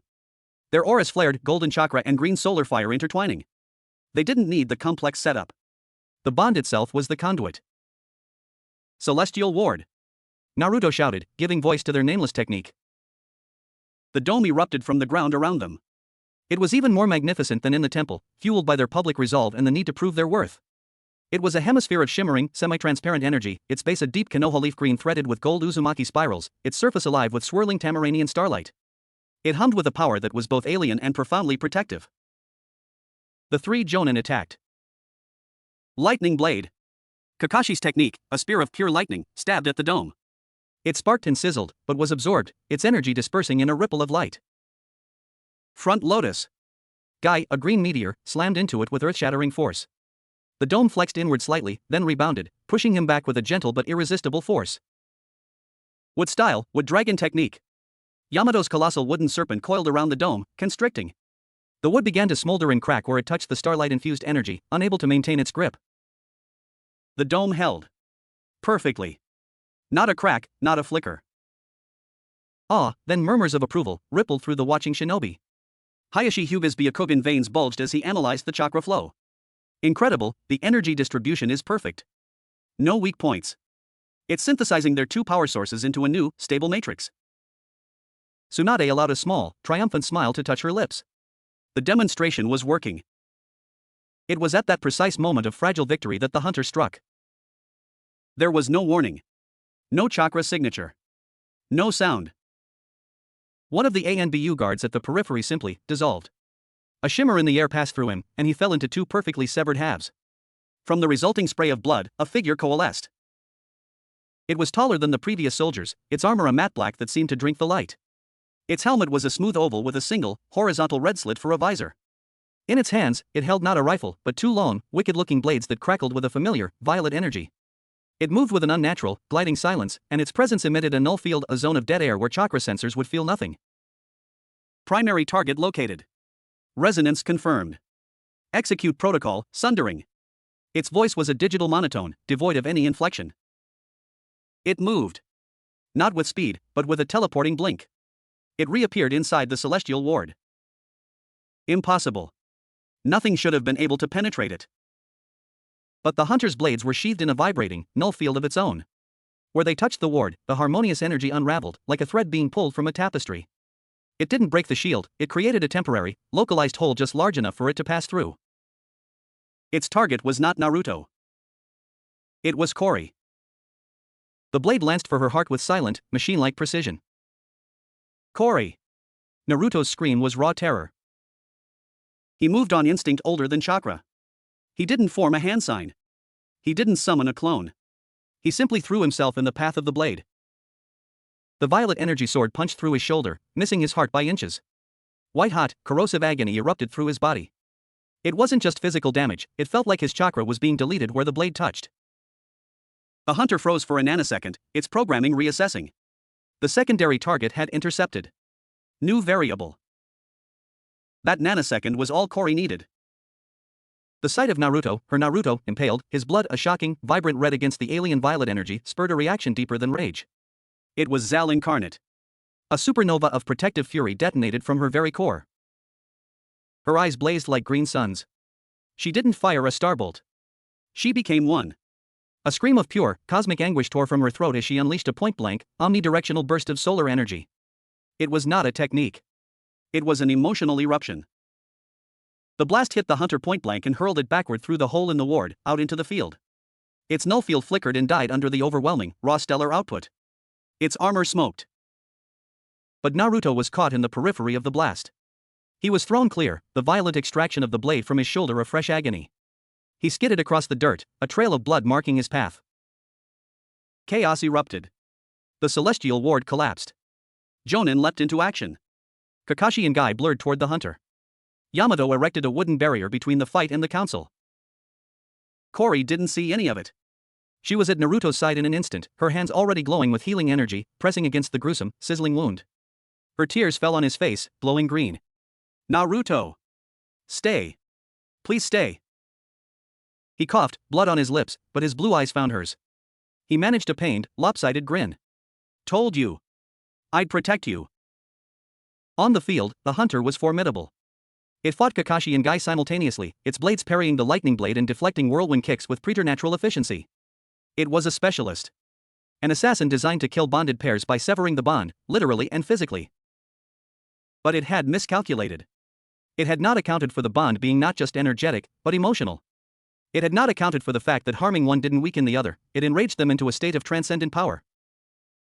As Fore healed Naruto, a feedback loop of desperate energy flowed between them. Her solar power poured into him, stabilizing him. His tenacious chakra, even wounded, fed back into her, focusing her fury.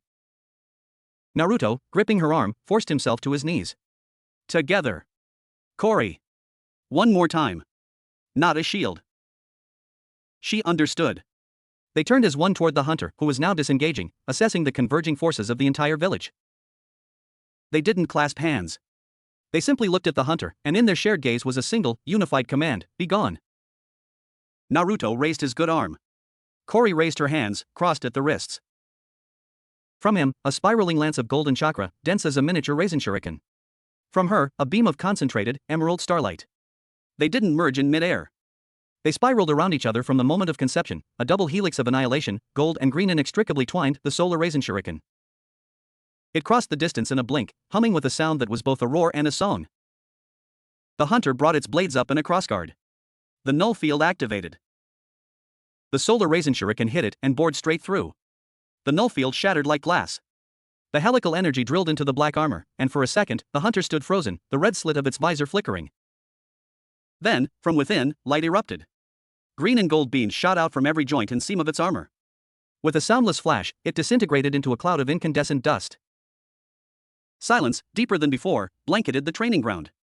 The only sounds were Naruto's ragged breathing and the crackle of dying energy. Naruto slumped against Fore, who held him up, her healing glow unwavering. Every eye was on them. On the wounded boy who had taken a blade meant for an alien heart. On the princess whose grief had become a weapon of pure light. On the dust that had been a silent, perfect killer. Tsunade was the first to move. She strode onto the field, her medical ninja already mobilizing. But before she reached them, she turned to the stunned council, to the daimyo's wide-eyed representative, to Danzo whose expression was unreadably dark. The demonstration, Tsunade said, her voice ringing with absolute, undeniable authority, is concluded. The strategic value of this alliance is proven. The threat is real, and it is here. They do not just bring war. They are our best defense against it.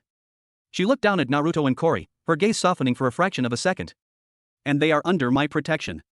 Any motion for containment or transfer is now, and henceforth, denied. This council is adjourned. She didn't wait for arguments. She barked orders to the medics. As they gently took Naruto from Kori's arms onto a stretcher, Kori refused to let go of his hand. She walked beside him, her glow dimmed but her grip fierce. They had walked into the lion's den and emerged bloodied, but victorious. They had proven their worth in the only currency shinobi truly respected: power, sacrifice, and the unwavering will to protect. But as Naruto was carried toward the hospital, his hand in Kori's, he knew the victory was fragile. The hunter was dead, but it had been a scout, a probe. It had seen their power, their bond. And somewhere in the cold dark between stars, an Archon now had a full report. The war for Konoha had not been averted. It had just found its first battlefield. Chapter 6, The Siege of Heaven. The sterile scent of antiseptic and the soft beep of monitoring seals filled the Konoha hospital room. Sunlight, the same golden light that fed Kori and Dare's soul, streamed through the window, illuminating dust motes dancing in the air. In the bed, Naruto slept, his breathing deep and even, his skin pale against the white sheets. The horrific, sizzling wound in his shoulder was now a thick, pink scar, a testament to Tsunade's legendary medical prowess and Kori's relentless, days-long vigil of solar-infused healing.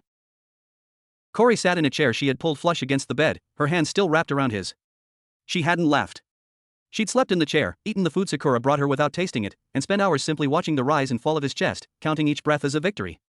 Her own minor injuries were long healed, but the memory of the blade piercing him played on a loop behind her eyes, each time sparking a fresh wave of sickening terror and molten anger. He had taken a killing blow meant for her. The concept, in its raw, selfless simplicity, had shattered something within her and reforged it stronger. On Tamarin, duty was to the throne, to the people. Sacrifice was expected, but it was a political transaction. This was different. This was personal. This was Naruto. His fingers twitched in her grasp. His eyelids fluttered, then opened. Blue eyes, hazy with painkillers and sleep, focused slowly on her face. A smile, weak but genuine, touched his lips. Hey. The single word unlocked a dam within her.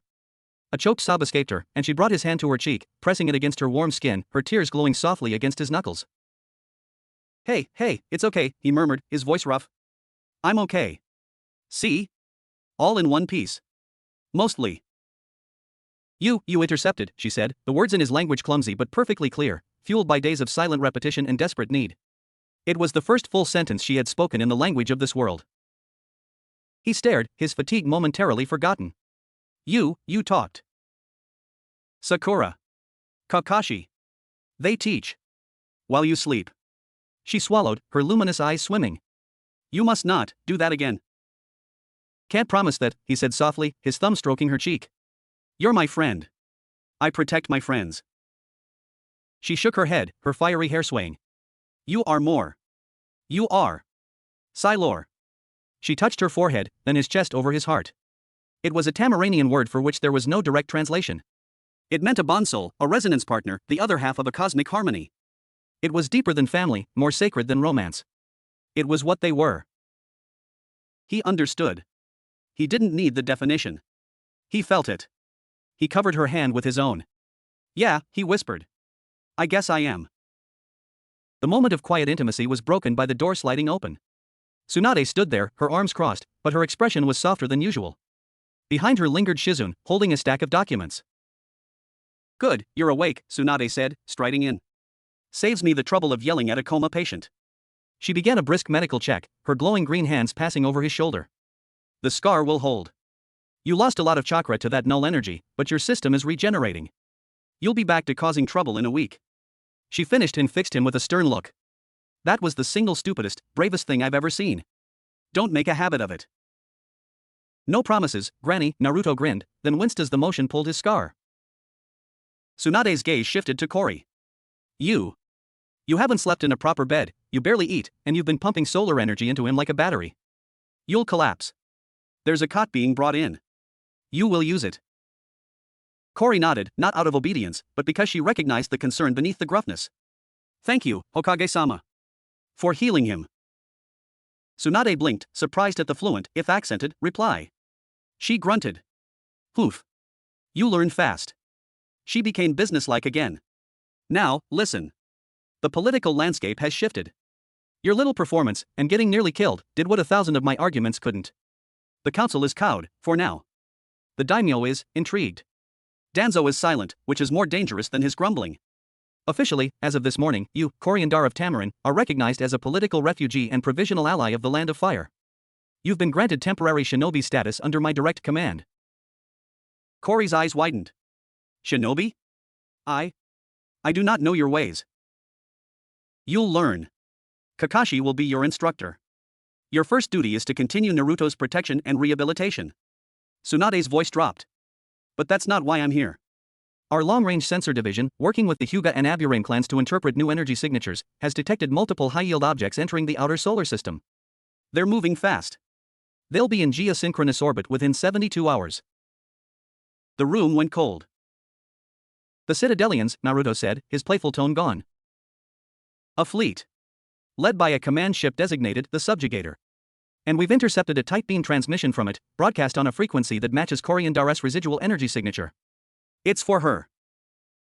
Tsunade nodded to Shizune, who activated a small, ceiling array projector in the corner of the room.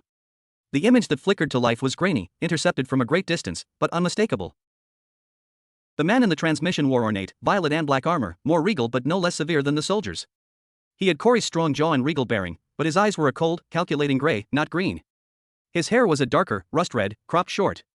He wore a crown of jagged, metallic spikes. He smiled, but it was the smile of a spider welcoming a fly. Hello, little sister. The voice was smooth, dripping with false warmth. It was translated through the seal array, but the condescension needed no translation. I see you've made some interesting friends on this backwater mudball. I am Commandar. Brother to Coriandar. Acting regent of Tamarin under the benevolent guidance of the Citadelian Empire. Cory had gone rigid, her hands clenched into fists so tight her knuckles glowed. A low, subvocal growl emanated from her throat.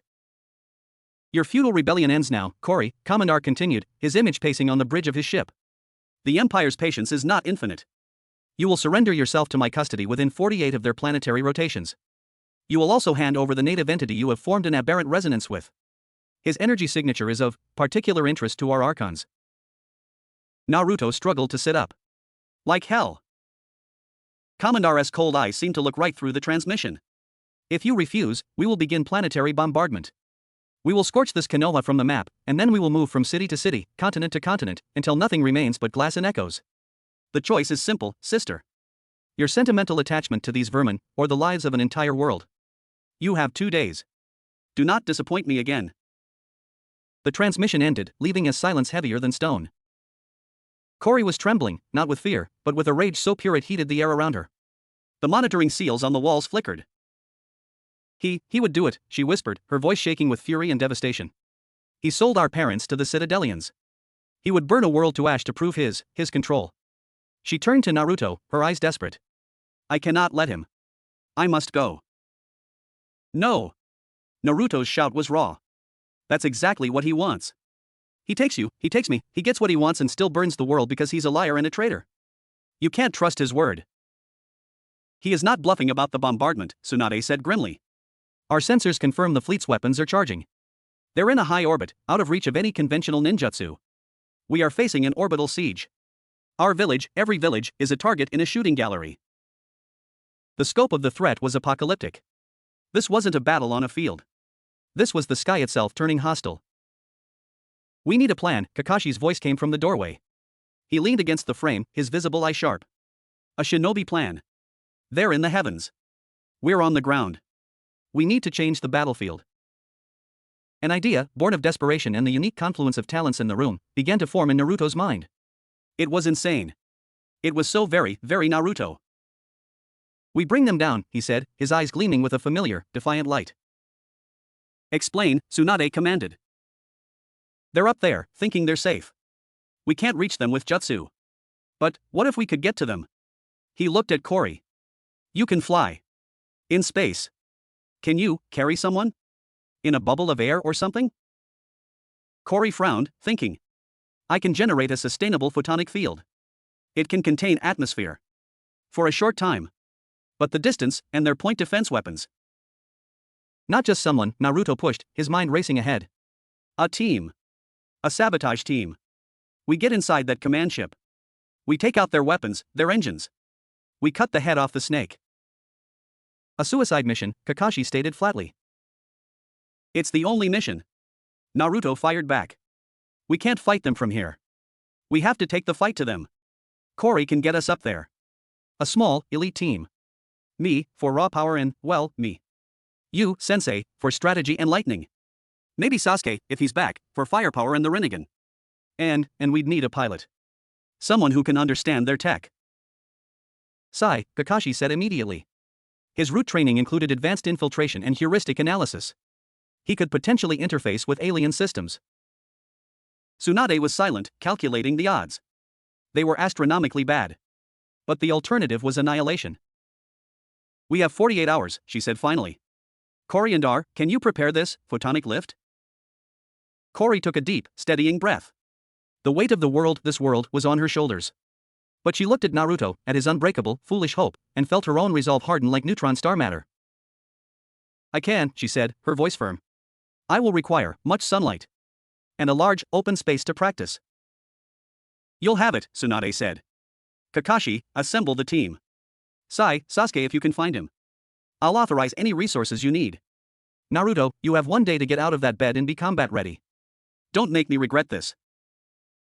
As Tsunade and Kakashi left to set the machinery of war in motion, Naruto sank back against his pillows, the enormity of it all pressing down. They were going to storm a starship. Cori moved from the chair to sit on the edge of his bed. She took his hand again. You are insane, she said, but there was awe in her voice.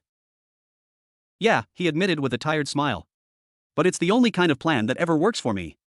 His smile faded. Cori, your brother. Her expression closed off, becoming a mask of royal ice. He is Commandar. He stopped being my brother when he shackled our parents. When he welcomed the shadows onto Tamarin. She looked out the window at the blue, vulnerable sky. This is my fight. I brought it here. I will end it. We will end it, Naruto corrected, squeezing her hand. Sailor, remember? Her word, spoken in his voice, broke through her icy resolve. She leaned down, and this time, she didn't kiss his forehead. She pressed her lips gently to his. It was brief, a transfer of warmth and promise, a silent pact sealed not just in starlight, but in the simple, human connection of flesh and breath. When she pulled back, her green eyes were blazing with a fierce, loving light. Together, she vowed. The next 36 hours were a blur of frantic preparation. Cori trained in a sealed-off training ground, under the harsh sun, learning to expand her photonic field to encompass multiple people, to reinforce it against simulated energy fire. Naruto, fueled by soldier pills and sheer stubbornness, was discharged. He trained with Kakashi and a returned, grimly determined Sasuke, whose Rinnegan swirled with a predatory interest in the celestial threat. Sai studied the fragmented data from the hunter's wreckage, sketching possible schematics of Citadelian ship layouts. And above them, unseen but felt by every sensor nin in the village, the fleet settled into orbit. A constellation of new, malevolent stars. On the dawn of the second day, the team assembled at the apex of the Hokage monument. Naruto, in his sage mode cloak, his shoulders still bandaged but functional. Sasuke, in simple travel clothes, his Rinnegan and Sharingan active. Kakashi, his headband up, Sharingan exposed. Sai, expressionless but for a glint of focused intensity. And Coriandar, clad in a form-fitting, dark gray bodysuit Tsunade's seamstresses had modified for her golden band gleaming on her forehead. Below, the entire village seemed to be holding its breath. Tsunade stood on the stone head of the fourth Hokage, her hands on her hips. No grand speeches, she said, her voice carrying on the morning wind. You know what's at stake. You know the odds. Bring their sky down. That's an order. Naruto looked at his team, then at Cori. He nodded. Cori closed her eyes, took a deep breath, and raised her hands. The sunlight around her seemed to bend, to pool. A sphere of shimmering, green-gold energy began to form, expanding from her body. It grew until it enveloped all five of them, a bubble of contained atmosphere and light. Inside, the air was warm, charged with her power. Hold on, she said, her voice tense with concentration.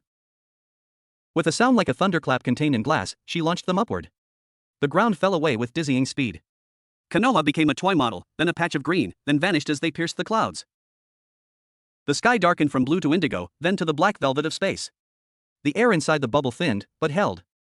The cold of the void pressed in, but Cori's solar energy radiated warmth. And then they saw it. The Citadelian fleet. A dozen ships of brutal, angular design, hanging in the stardusted black like a swarm of steel wasps. At their center was the Subjugator, a monstrous dagger of dark metal, easily 5 times the size of the others, its hull studded with weapon ports that glowed with a ready, violet light. It was silent. It was horrifying. The scale was beyond anything in the shinobi experience. By the sage, Kakashi breathed, his Sharingan capturing the impossible sight. Sasuke's Rinnegan pulsed. Their energy signatures, they're massive. That command ship is generating power equivalent to a dozen-tailed beasts. There, Sai said, pointing to a schematic on a floating inkbird. Based on hunter armor design, the main hangar bay should be on the ventral side. It's the most likely point of unshielded entry for smaller craft. Kori guided their bubble, a single, glowing speck of defiance against the colossal warship. They were insects approaching a mountain. The point defense systems on the smaller ships twitched, tracking them, but held fire. Commandar wanted them alive. He wanted the resonance. As they drew closer to the vast, shadowed underbelly of the subjugator, a bay door, large enough to swallow a bijou, irised open. An invitation. A trap. Kori looked at Naruto. He gave her a thumbs up, his face set in a determined grin that didn't reach his anxious eyes. She guided their bubble into the maw of the beast. The bay door shut behind them with a final, resonant clang that echoed through the photonic field. They were inside. Gravity took hold, and Kori let the bubble dissipate, their feet touching the cold, metallic floor of a cavernous hangar bay. The air was thin, recycled, and smelled of ozone and cold metal. Around them, rows of smaller attack craft sat dormant. At the far end, a squad of 20 Citadelian soldiers in heavier armor stood at attention, their rifles raised. And standing before them, flanked by two hulking, cybernetically enhanced elites, was Kaminar. He smiled, that same spider smile from the transmission. "Welcome, sister. I'm so glad you could make it. And you brought the vermin. How efficient." Chapter 7, The Heart of the Subjugator. The hangar bay of the subjugator was a cathedral of cold, sterile malice. The air thrummed with a deep, subsonic vibration, the heartbeat of a warship large enough to cast a shadow over nations. Kaminar's voice echoed in the vast space, a polished dagger of condescension. "Welcome, sister. I'm so glad you could make it. And you brought the vermin. How efficient." Coriandar landed lightly before him, her boots making no sound on the metallic deck. Her crew, Naruto, Sasuke, Kakashi, Sai, fanned out behind her, a tight knot of defiance in the gargantuan space. The two hulking elites beside Kaminar took a step forward, their augmented frames whirring, power fists crackling with restrained energy. Naruto's gaze was locked on Kaminar. The familial resemblance was a cruel mockery. He saw Kori's strong jawline, but twisted into a permanent sneer. Her regal bearing, but corrupted into arrogant posturing. This was the source of her pain, the architect of her exile. "Kaminar," Kori said, her voice as hard as the deck beneath them. The name was an accusation. Still using that defiant tone, "I see," Kaminar sighed theatrically. "You never understood pragmatism, Kori. Sentiment is a weakness. Our people were weak, clinging to outdated concepts of honor and freedom while the galaxy moved on. The Citadelian Empire represents order. Power. A future." He gestured around him. "This is the future. And you, with your unique genetic gift, and now this curious symbiotic bond, are key to securing it." "We're not here to negotiate," Kakashi said, his lone Sharingan eye scanning the squad of soldiers, the elites, the exits. "We're here to shut this ship down." Kaminar's cold gray eyes flicked to Kakashi. The one-eyed mongrel speaks. "How quaint. You believe you can fight an empire with primitive energy manipulation and pointy sticks?" He shook his head. "You are specimens. The Archons are particularly interested in the resonance between my sister and the blonde one. We will study it, replicate it, and then we will dissect it to understand its limits. Afterward, we will purge this world and move on to the next." Naruto felt a cold fury settle in his gut. They were talking about him and Kori like they were a curious chemical reaction. "You talk too much," he growled, his chakra beginning to flare, a golden aura flickering around him. "Indeed," Kaminar said, his smile vanishing. "Elites. Secure the bond pair. Kill the others." The two cybernetic giants lunged. They were faster than their size suggested. One targeted Sasuke, its fist swinging in a haymaker that could crush stone. The other went for Kakashi and Sai. The Citadelian soldiers opened fire, violet plasma bolts filling the air. Chaos erupted. Sasuke didn't dodge. His Rinnegan glowed. Shinra Tensei. A repulsive force wave blasted out from him. The elite's punch was halted mid-swing, and the soldier was sent skidding back across the deck, its metal feet screeching. The plasma bolts from the soldiers were deflected, slamming into the hull and dormant fighters with sizzling impacts. Kakashi and Sai moved as one. Kakashi blurred, a lightning clone taking a plasma bolt meant for Sai, who was already sketching in his air. Giant inkbirds materialized, diving at the soldiers, talons outstretched. Naruto and Kori moved not away from the fight, but through it. Their target was Kaminar. Commandar watched them come, unimpressed. He raised a hand. From the ceiling, hidden panels slid open, and automated turrets descended, their barrels glowing. They didn't fire plasma. They fired strands of a crackling, gray energy net, the same null field material as the hunter's blades. Scatter! Naruto yelled. He and Kori split. She shot upward, a green comet, weaving through the nets. Naruto used a shadow clone as a springboard, catapulting himself over a net, landing in a roll that brought him within 20 feet of Commandar. Commandar finally moved. He didn't have the bulk of the elites. He was lithe, precise. He drew a blade from his hip, a shorter version of the hunter's weapon, its edge shimmering with the same null energy. He met Naruto's kunai lunge with a casual parry. The contact was jarring. Naruto's chakra-enhanced strength met an immovable object, and the null energy on the blade bit at his own, causing a nauseating flicker in his coils. You rely on a power you don't understand, child, Commandar said, his voice a bored monotone. He flicked his wrist, and a pulse of violet energy shot from his free hand, not at Naruto, but at the floor between them. The metal erupted upward in a controlled explosion, forcing Naruto back. Above, Kori was a storm of green fire. She blasted the turrets with concentrated starbolts, but the null nets were persistent, hurting her. One grazed her leg. She cried out as the null energy disrupted her solar flow, sending her into a momentary, uncontrolled spiral. Kori! Naruto's distraction cost him. Commandar blurred, appearing at his side. The null blade sliced toward his neck. Naruto barely got a forearm up in time. The blade cut through his sage mode cloak and bit into the vambrace beneath, the null energy searing his skin. A flash of yellow. A Rasengan, miniature but dense, formed in Naruto's other hand and slammed into Kamandar's chestplate. The regent was hurled back, his armor smoking, but he landed gracefully, a hairline crack the only sign of damage. Annoying, Commandar muttered, tapping a command into his wrist gauntlet. Security protocol, Corridor Sigma. Isolate and contain. Alarms blared, a harsh, digital shriek. Sections of the hangar bay floor began to rise and shift, forming walls. The geometry of the room was changing, segmenting them. They're splitting us up. Kakashi's voice called out before a rising wall of metal cut him off from view. Naruto saw a wall slam down between him and Kori. No! He charged at it, a Rasengan forming in his hand. But before he could strike, the floor beneath his feet became a conveyor, carrying him swiftly toward an opening that hissed shut behind him. He was alone in a narrow, pulsating red corridor. The sounds of battle from the hangar were muffled, then gone. He was inside the beast's belly, and it was digesting them. Kori found herself in a different corridor, this one lined with pulsating, organic-looking conduits that glowed with violet light. The air hummed with raw power. She oriented herself, reaching out with her senses for Naruto's familiar, warm chakra signature. It was there, but faint, distorted by the ship's immense energy field and the null materials in the walls. I must find him. She flew down the corridor, only for a sealed bulkhead to slam down in front of her. She spun, and another sealed behind her. She was in a sealed tube. From vents in the walls, a pale gas began to hiss into the chamber.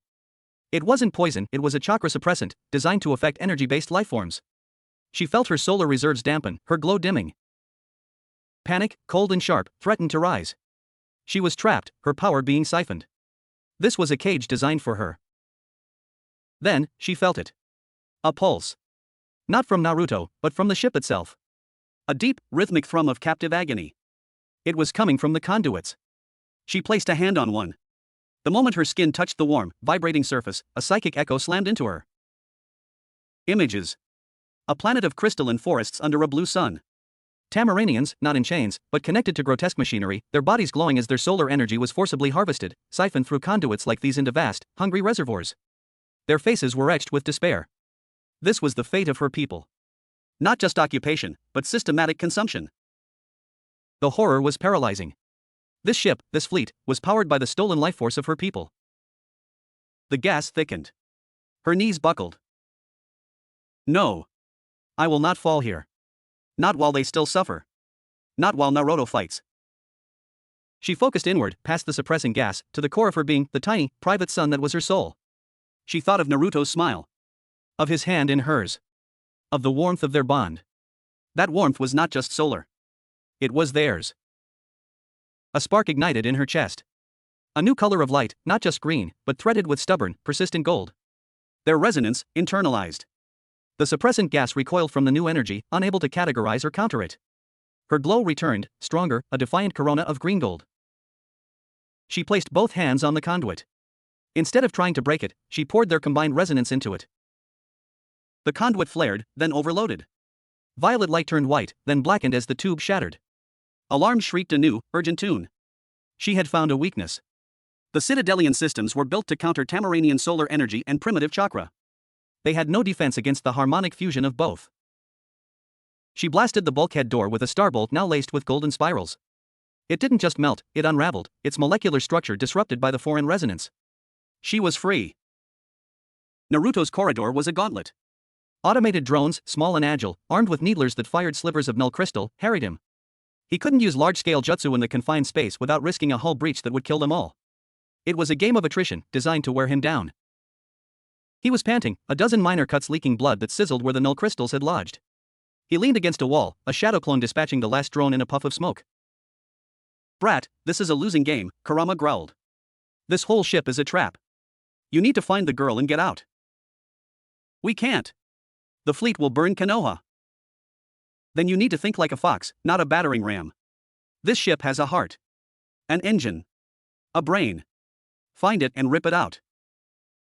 The ship's heart. The source of that oppressive, consuming thrum. Naruto closed his eyes, pushing his sage mode perception to its limit, filtering out the ship's noise, searching for the densest, most powerful energy signature. He found it. Deep below, in the ship's core. A pulsating, sickly violet star of captive pain.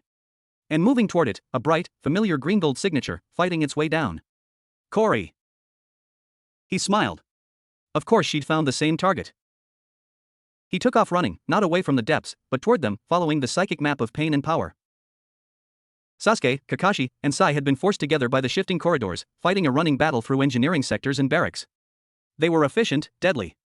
Sasuke's Amenotojikura swapped places with a soldier, leaving Kakashi's lightning blade to pierce its armor. Sai's ink beasts disabled systems and provided distractions. But they were being herded, too. Toward the central core. They regrouped in a large, circular chamber that was clearly a major junction. Conduits from all over the ship converged here, feeding into a massive, transparent column in the center. Inside the column, swirling in a viscous, violet fluid, were the source of the psychic echoes, dozens of Tamaranians suspended in a nightmarish stasis, their bodies linked by tubes to the conduits. Their life energy was being visibly drained, flowing upward like luminous, green blood. "A battery," Sai stated, his usually flat voice edged with disgust. "This is how they power their fleet," Kakashi said, his eye grim. "This is what Coriandar is fighting against." Before they could act, the elites from the hangar, now joined by 4 more, entered the chamber from opposite doors, boxing them in. The fight for the core would be here. Naruto and Corey converged on a catwalk overlooking the very same core chamber. They saw each other across the vast space, saw the trapped Tamaranians, saw their teammates pinned down by the elites. Their eyes met. No words were needed. The plan formed in the space between their heartbeats. Naruto jumped from the catwalk, falling toward the center of the chamber. "Hey! Uglies! Over here!" Every elite turned. Commandar's voice crackled over the ship's comms. "Fools! Fire at will! Destroy him!" The elites raised their weapons. At that moment, Corey acted. She didn't attack the elites. She shot like a laser toward the transparent column itself. She placed her hands on it and unleashed not a destructive blast, but the full, healing, harmonizing power of her bond with Naruto. Green gold light, pure Psylor energy, flooded into the column. The effect on the captive Tamaranians was instantaneous. Their closed eyes flew open, glowing with recognition and sudden, surging strength. The viscous fluid began to churn. The elites fired at the falling Naruto. "Sage Art, Super Mega Ultra Big Ball Rasengan!" Naruto roared, forming a Rasengan larger than himself, not to attack, but as a shield. The plasma bolts struck it and were absorbed, fueling it, making it blaze brighter. But it wasn't enough. He was a sitting duck. From below, Sasuke's Rinnegan flashed. "Bancho Tenin!" The pulling force yanked 2 of the elites off their feet, into the path of their comrades' fire. Kakashi and Sai used the distraction to press their own attack. Naruto landed in the middle of the elites, his giant Rasengan detonating in a controlled, concussive burst that threw them all back, buying a precious second. He looked up at Corey. She was straining, her light pouring into the column. The Tamaranians inside were beginning to move, to break their tubes. "The core!" Naruto shouted to his team. "We have to overload the main reactor. It's below this chamber." "Acknowledged," Kakashi said, deflecting an elite's energy fist with a kunai. "Sasuke, Sai, cover us." "Naruto, with me." They fought their way to a sealed hatch in the floor, marked with Citadelian runes for reactor core, absolute restriction. It was then Kaminar arrived, descending from an upper platform on anti-grav discs, his nullblade drawn, his face a mask of cold fury. You insignificant gnats. You disrupt sacred processes. He landed between them and the hatch. The Archons will have your resonance, even if I have to carve it from your corpses. He moved, a blur of violet and black, straight for Naruto. This time, there was no boredom, only lethal intent. His blade moved faster than before, a whirlwind of null energy that forced Naruto into a desperate defense. Kori saw Naruto in danger. She made a choice. She broke contact with the column, leaving the awakened Tamaranians to their own burgeoning power. She dove, a meteor of fury, toward her brother. Commandar. He turned, sneering, to meet her. Finally, sister. A proper family reunion. Their clash was titanic. Starbolt met Nullblade in a shower of sparks and dissonant energy. It was a duel of ideologies, of stolen throne versus rightful heir, of cold consumption versus radiant life. Naruto, freed from Kaminara's pressure, joined Kakashi at the hatch. How do we open it? Kakashi's Sharingan spun, analyzing the locking mechanism. It's a quantum seal. Requires a specific energy frequency to unlock, or a catastrophic mismatch to overload. He looked at Naruto, then at the battling siblings. Their clash, the resonance and the null energy. It's creating harmonic instability all around us. An idea, desperate and perfect, struck Naruto. He didn't need to open the hatch. He needed to use it. Kakashi-sensei. Get everyone back. Get them to the hangar. Kori. To me. Kori heard him. With a final, concussive blast that pushed Kaminar back, she disengaged and flew to Naruto's side. The hatch, Naruto panted, pointing. We need to hit it with everything we've got.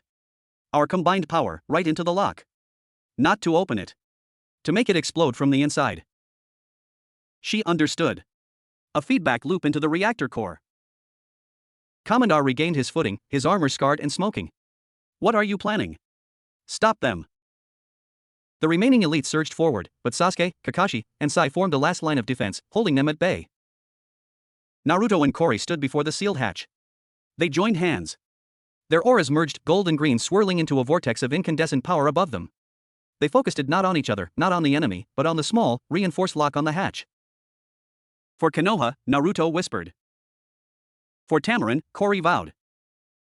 Solar Raisin Shuriken. The helical beam of fused energy, more controlled and focused than ever before, lanced from their joined hands. It struck the lock. For a second, nothing happened. Then, the hatch began to glow, not with violet, but with white-hot intensity. Warning sirens throughout the ship reached a deafening, panicked crescendo. Critical reactor failure. Containment breach imminent. All personnel, abandon ship. Commandar's face paled. You mad creatures. You'll destroy us all. That's the idea. Naruto yelled over the roar of destabilizing energy. The floor began to shudder. The light from the hatch was blinding. Time to go. Kakashi shouted. Sasuke used his Rinnegan to create a portal, a swirling, dark rift. To the hangar. Now. The team fell back toward the portal. Naruto and Kori took one last look at the collapsing core chamber, at the freed Tamaranians now fighting their way out, at Kaminar who was screaming orders into his calm that no one was listening to. They leapt through the portal. They reappeared in the chaos of the hangar bay. The ship was listing, artificial gravity failing. Explosions rumbled deep within its bowels. The other Citadelian ships, seeing their command vessel stricken, were breaking orbit, some moving to assist, others fleeing. Kori. The bubble. Naruto yelled. She nodded, summoning the last of her strength. The photonic field enveloped the five of them just as a secondary explosion tore through the hangar, blowing the bay doors open to the void. They were ejected into space, a tiny bubble of life hurled away from the dying Leviathan. Behind them, the subjugator's core went critical. A silent, brilliant flower of light bloomed in the dark, consuming the great ship and several of its closest escorts. The shockwave, visible as a ripple of distorted light, washed over their bubble, sending them tumbling toward the blue-green marble of Earth. Inside, battered, bleeding, but alive, they watched as the fleet, leaderless and damaged, began to withdraw into the deeper black. They had done it. They had brought down the sky. Exhausted beyond measure, Naruto slumped against Kori. She held him, her own energy spent, their bubble sustained by the last embers of their shared will. They drifted toward home, the bond between them quieter now, but forged in the heart of a dying star, unbreakable. Chapter 8, Embers and Shadows. The return was not a triumph, it was a quiet, battered survival. Cory and Dar's photonic bubble, fueled by the last dregs of their shared will, pierced Earth's atmosphere not as a comet of victory, but as a falling, flickering ember. It splashed down in a remote lake on the outskirts of Fire Country, the impact a jarring, cold shock after the silent void. The bubble dissipated, leaving them gasping in the chill water, the taste of lakeweed and victory equally bitter on their tongues. They were found by a Konoha patrol, not ANBU, but a regular border unit who stared, slack-jawed, at the bedraggled group clambering onto the shore, the legendary copy ninja, the last Uchiha, the enigmatic Sai, the Hokage's wayward sun figure, and a glowing, red-haired alien princess. One of them, a young chunin with more courage than sense, radioed in a voice trembling with command? We've got Team 7. And a star. Over. The journey back to the village was a blur of exhaustion. They were met at the gates not by cheering crowds, but by a silent, solemn guard of honor led by Tsunade herself. The Hokage's sharp eyes took in their torn clothes, their burns, the hollow look in Naruto's eyes, the way Cory leaned against him, her usual radiant glow dimmed to a faint, weary shimmer. The celestial firework display that had been the subjugator's death had been visible from Konoha, a silent, secondary sun that bloomed and died in the midday sky. The message was clear: something impossible had happened. Medical wing. All of you. Now, was all Tsunade said, her voice stripped of its usual bluster, heavy with a leader's relief and dread. In the hospital, the physical wounds were treated with practiced efficiency. Naruto's null energy lacerations were stubborn, resistant to normal healing jutsu, but Tsunade's chakra and Cory's gentle, solar-infused touch slowly coaxed the foreign corrosion from his system. Sasuke had a dislocated shoulder and chakra depletion. Kakashi and Sai had various burns and fractures. But the deeper wounds were not physical. Naruto dreamed not of the Ninetales cage, but of the pulsating core chamber. He saw the suspended Tamaranians, their faces not of peace, but of silent, endless screaming. He felt the ship's hunger, a psychic maw that consumed light and hope. He would wake with a gasp, the sterile hospital room feeling like another cage, and the only thing that grounded him was the warm, steady glow from the cot beside his bed, Cory, watching over him, her presence a silent bulwark against the memory of consumption. For Cory, the trauma was twofold. The horror of her people's fate was now a visceral memory, not a feared abstraction. And she had killed. Not just soldiers, but she had contributed to the destruction of a ship that held, however vilely, thousands of beings. She was a princess raised on ideals of compassion, and the weight of that necessary violence sat heavily on her soul. She found herself staring at her hands, which could unleash stellar fire or gentle healing, and wondering at the duality. Their bond, however, became their sanctuary. Without needing to speak, they would reach for each other's hand in the dark. He would pour his stubborn, persistent warmth into her, a reminder of life's tenacity. She would fill him with her calming, solar steadiness, a memory of light that no void could fully extinguish. In those quiet nights, their energies didn't flare or combine for power, they simply circulated, a closed loop of mutual healing, scabbing over the psychic wounds together. On the third day, they were summoned not to Tsunade's office, but to a secured conference room within the hospital. Tsunade was there, along with Shikaku Nara and, to Naruto's immediate unease, two of the freed Tamaranians. They were a man and a woman, their skin bearing the same healthy tan as Cory's, their hair shades of auburn and copper. They wore simple Konoha issue clothes, but their posture was unmistakably noble, even in their evident weariness. The man had a fierce, hawk-like intensity. The woman's eyes held a deep, sorrowful wisdom. The moment Cory entered, they fell to one knee in unison, a fluid, practiced motion of utter fealty. The man placed a fist over his heart. Princess Cory and Dar. The light of Zal yet burns. I am Galdor, of the Royal Guard. This is Lyanar, a scholar of the Crystal Spires. Cory stood frozen, a storm of emotions on her face, joy, guilt, overwhelming responsibility. Please, rise. You bow to no one. Not after what you have endured. Galdor rose, his eyes blazing. We bow to the one who shattered our chains. Who fought her way into the belly of the beast and awakened us with a light we had never felt, a light that was yours, yet, not yours alone. His hawk-like gaze shifted to Naruto, standing protectively close to Cory. There was no hostility, only intense, scrutinizing curiosity. Lyanar spoke, her voice like wind chimes. The resonance. We felt it in the cleansing wave you sent. It broke the citadelian dampeners. It is a new song in the cosmos. She stepped closer, her eyes gentle. The stories were true, then. You found your Sailor in the dark. Cory nodded, a faint blush coloring her cheeks. This is Naruto Uzumaki. He is my Sailor. Naruto, completely out of his depth with the formal, cosmic terminology, managed an awkward wave. Hey. Shikaku cleared his throat. The situation is this: 43 Tamaranians were recovered from the wreckage and debris field by our retrieval teams. They are currently housed in a secured compound, recovering. They are politically and spiritually loyal to Princess Cory and Dar. They represent both an opportunity and a significant complication. They are my people, Cory said, her voice firming. They are my responsibility. And Konoha is now responsible for harboring not one, but a cell of high-value enemy aliens, Tsunade stated bluntly. The Citadelian Empire is wounded, not dead. They will be back. And they will want revenge. More than that, the existence of Tamaranians on Earth, and the confirmed cosmic resonance, will draw attention from other quarters of the galaxy. We have opened a door we cannot close. Then we build a bigger door, Naruto said, crossing his arms. We help Kori get her people strong, get them home, and we make sure anyone who comes looking for trouble finds it waiting for them. Galdor's eyes gleamed with approval. The warrior spirit is strong in this one, princess. He speaks of action, of defiance. It is what we need. Lion-R was more cautious. The path home is shrouded. Tamarin is a Citadelian stronghold now. And our people there are still trapped, their energy siphoned to fuel the Empire's war machine. A direct assault is impossible. We need strategy. We need allies. She looked meaningfully at Tsunade and Shikaku.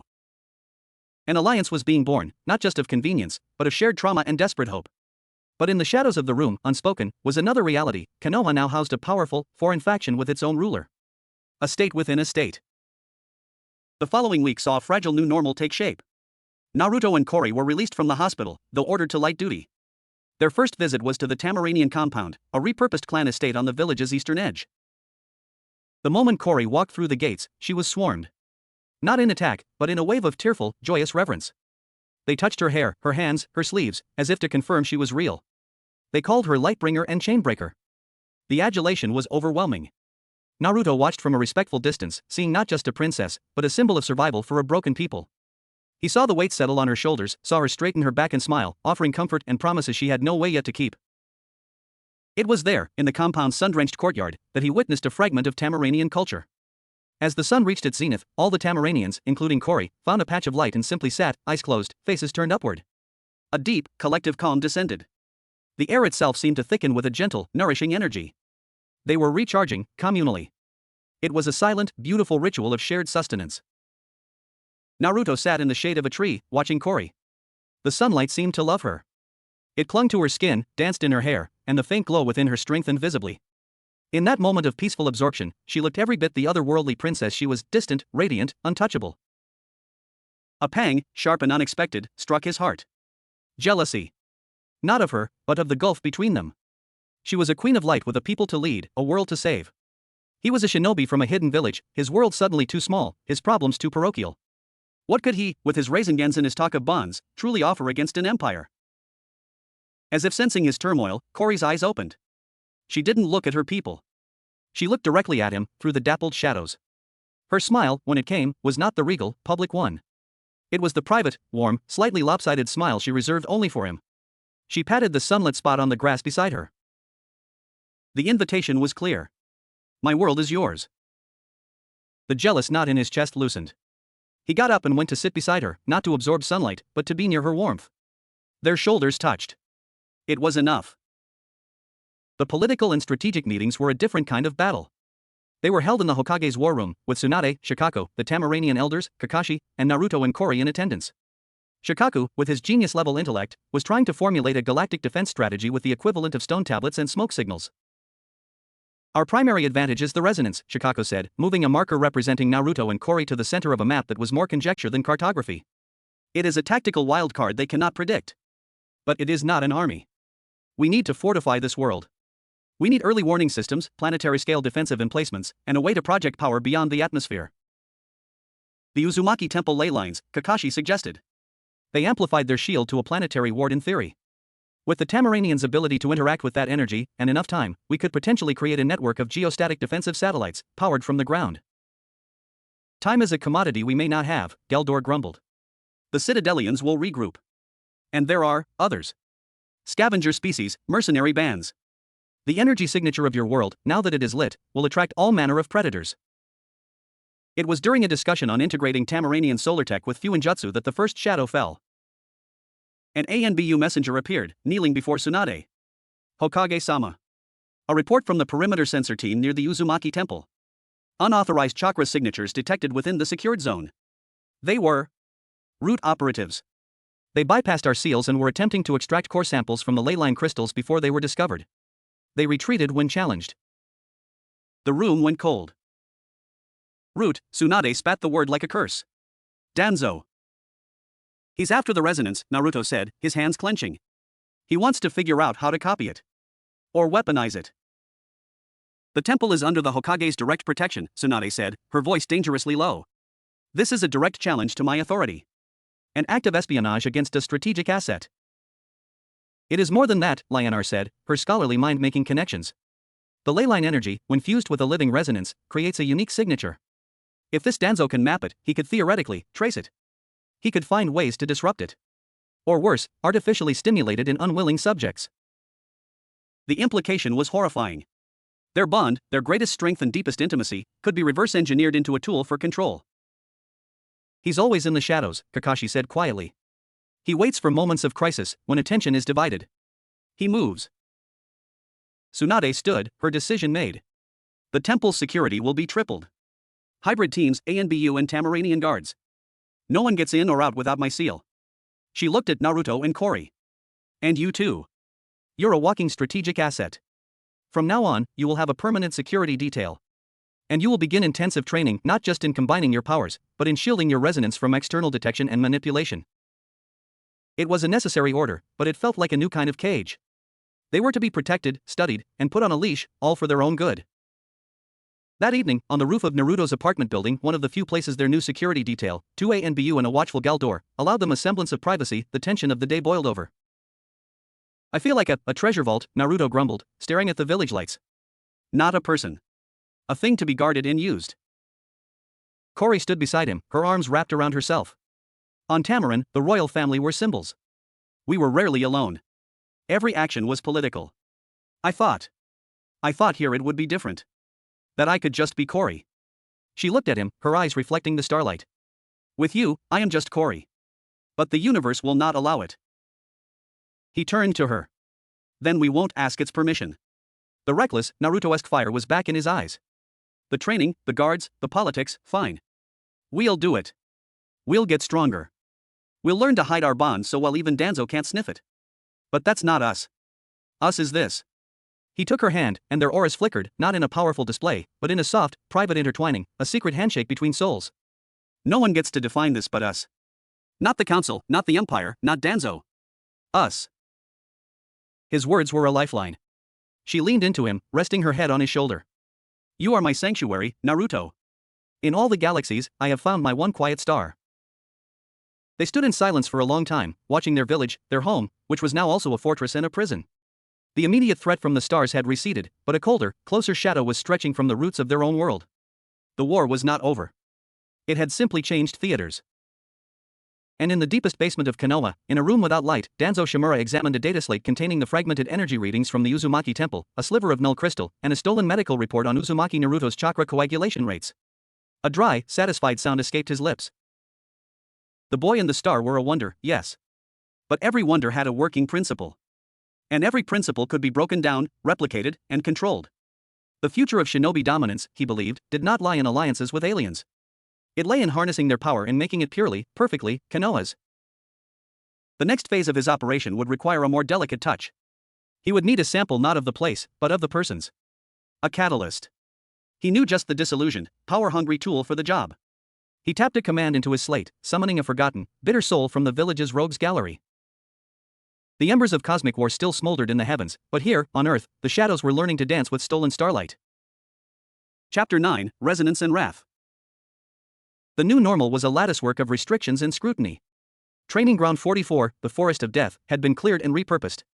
It was now a sealed, sensor-shielded arena where Naruto and Kori could practice without broadcasting their unique energy signature across the continent. Their security detail was a permanent fixture, 2ANBU, rotating shifts, positioned at the perimeter, and Galdor, who watched from a high branch with the intense focus of a raptor, his Tamaranian eyes missing nothing. Their training, under Kakashi's direction, had shifted from raw power to fine control and obfuscation. Think of your resonance not as a bonfire, Kakashi droned, leaning against a tree and reading his orange book, though his Sharingan eye was subtly active, analyzing their chakra flow. Think of it as a heartbeat. You can't stop it, but you can learn to muffle it. To make it mimic the background noise of the world. It was frustrating, counterintuitive work. Their bond wanted to blaze, to sing. Forcing it into silence felt like suffocating a part of themselves. They sat back to back in the center of the clearing, trying to weave a null shroud, a technique inspired by the Citadelian hunter, but using their own harmonized energies to create a dampening field around themselves.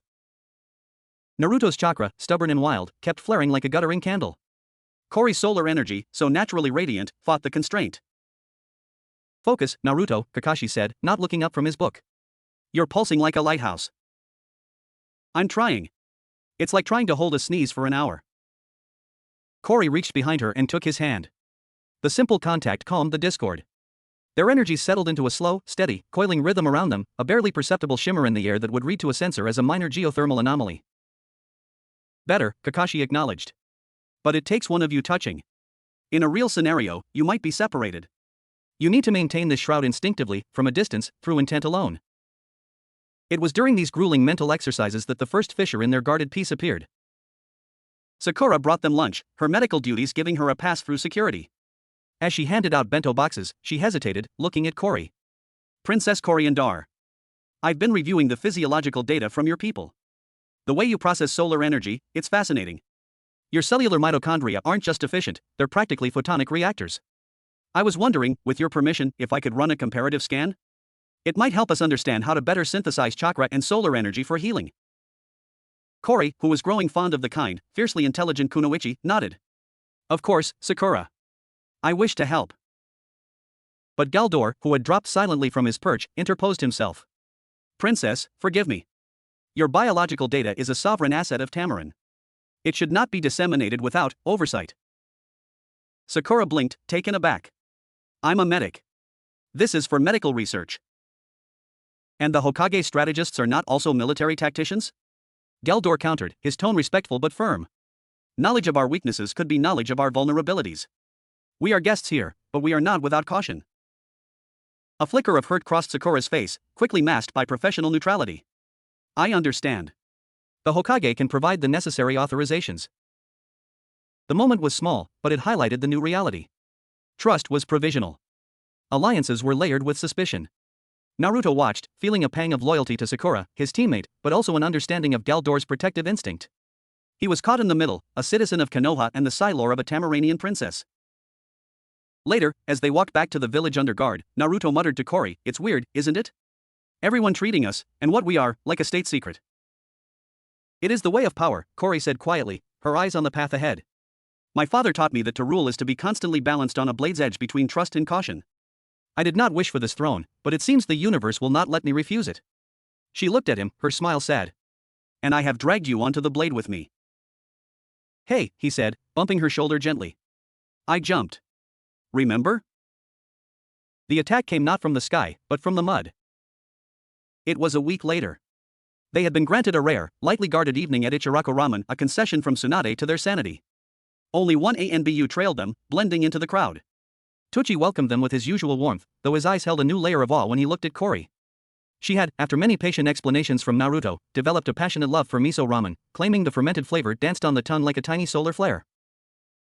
They were laughing, Naruto telling a wildly exaggerated story about one of their failed training exercises, when the world dissolved into pain and confusion. There was no warning. No chakra spike. No alien energy signature. One moment, Naruto was lifting a bowl to his lips. The next, a searing, white-hot agony exploded behind his eyes. It was a psychic scream, but not Kore's. It was a twisted, familiar malice, amplified 1,000-fold and laced with a scraping, static wrongness. He dropped the bowl, clutching his head, a guttural cry tearing from his throat. Beside him, Kore gasped, her hands flying to her temples. A mind, it is screaming. It is in agony and hatred. The single ANBU guard collapsed, blood trickling from his ears and nose, unconscious before he hit the ground. From the shadow of an alley across the street, a figure stepped into the lantern light. Naruto, through the pain, recognized him with a shock that was almost physical. Mizuki. But it was a Mizuki remade. Gone was the conniving, sneering Chunin. This man was taller, his body swollen with grafted, pulsating musculature that bulged against a modified flak jacket. One of his eyes was a milky, dead white. The other was replaced with a whirring, red-lensed cybernetic implant that glowed with citadelian violet light. Wired into his spine and protruding from his forearms were jagged shards of null crystal, the same substance that had scarred Naruto. He held a massive, brutish hammer, its head crackling with unstable energy. Hello, Naruto, Mizuki's voice grated, synthesized and organic tones warring with each other. Long time no see. You've moved up in the world. Got yourself a pretty, glowing pet. The psychic assault was coming from him, a crude, horrifying broadcast of his own pain, rage, and envy, weaponized by the citadelian tech grafted into his brain. Mizuki. Naruto forced himself to his feet, pushing Kori behind him. What did they do to you? What did they offer me? Mizuki shrieked, the sound echoing in the suddenly deserted street. Power. Revenge. While I rotted in a cell, you became a hero. You got everything I was denied. And now you have her. His cybernetic eye zoomed in on Kori. Your resonance. The old man in the shadows wants a taste. He wants to know what makes you two tick. And he sent me to collect the sample. Danzo. Of course. Mizuki hefted his hammer. He said to bring you both in alive if I could. But he didn't say how alive. A grotesque grin split his face. I think a few broken bones will just make the extraction more interesting. He moved. Not with shinobi speed, but with a terrifying, piston-driven lunge. He crossed the distance in a blur, the hammer swinging for Naruto's chest. Naruto pushed Kori away and formed a hasty Rasengan in his palm, meeting the hammer head-on. The collision was deafening. Energy crackled golden chakra against violet null crystal. The Rasengan held, grinding against the hammer, but the null energy seeped through, crawling up Naruto's arm, numbing it. He was forced back, skidding through the ramen stall's debris. Pathetic! Mizuki roared, pressing the advantage. You still fight with the same childish tricks. Kori recovered, her eyes blazing. She fired a starbolt at Mizuki's back. He didn't even turn. A null crystal shard on his spine flared, projecting a localized shield that absorbed the blast with a sickening thump. He shielded against our individual energies, she cried. Mizuki backhanded Naruto, sending him crashing through Tuchi's counter. Individual, yes. But the old man's data suggests your combined power is something else. So let's combine you. He turned his cybernetic eye on Kori. Let's see how you resonate when he's breaking. He raised his hammer high, aiming not to kill, but to shatter Naruto's legs.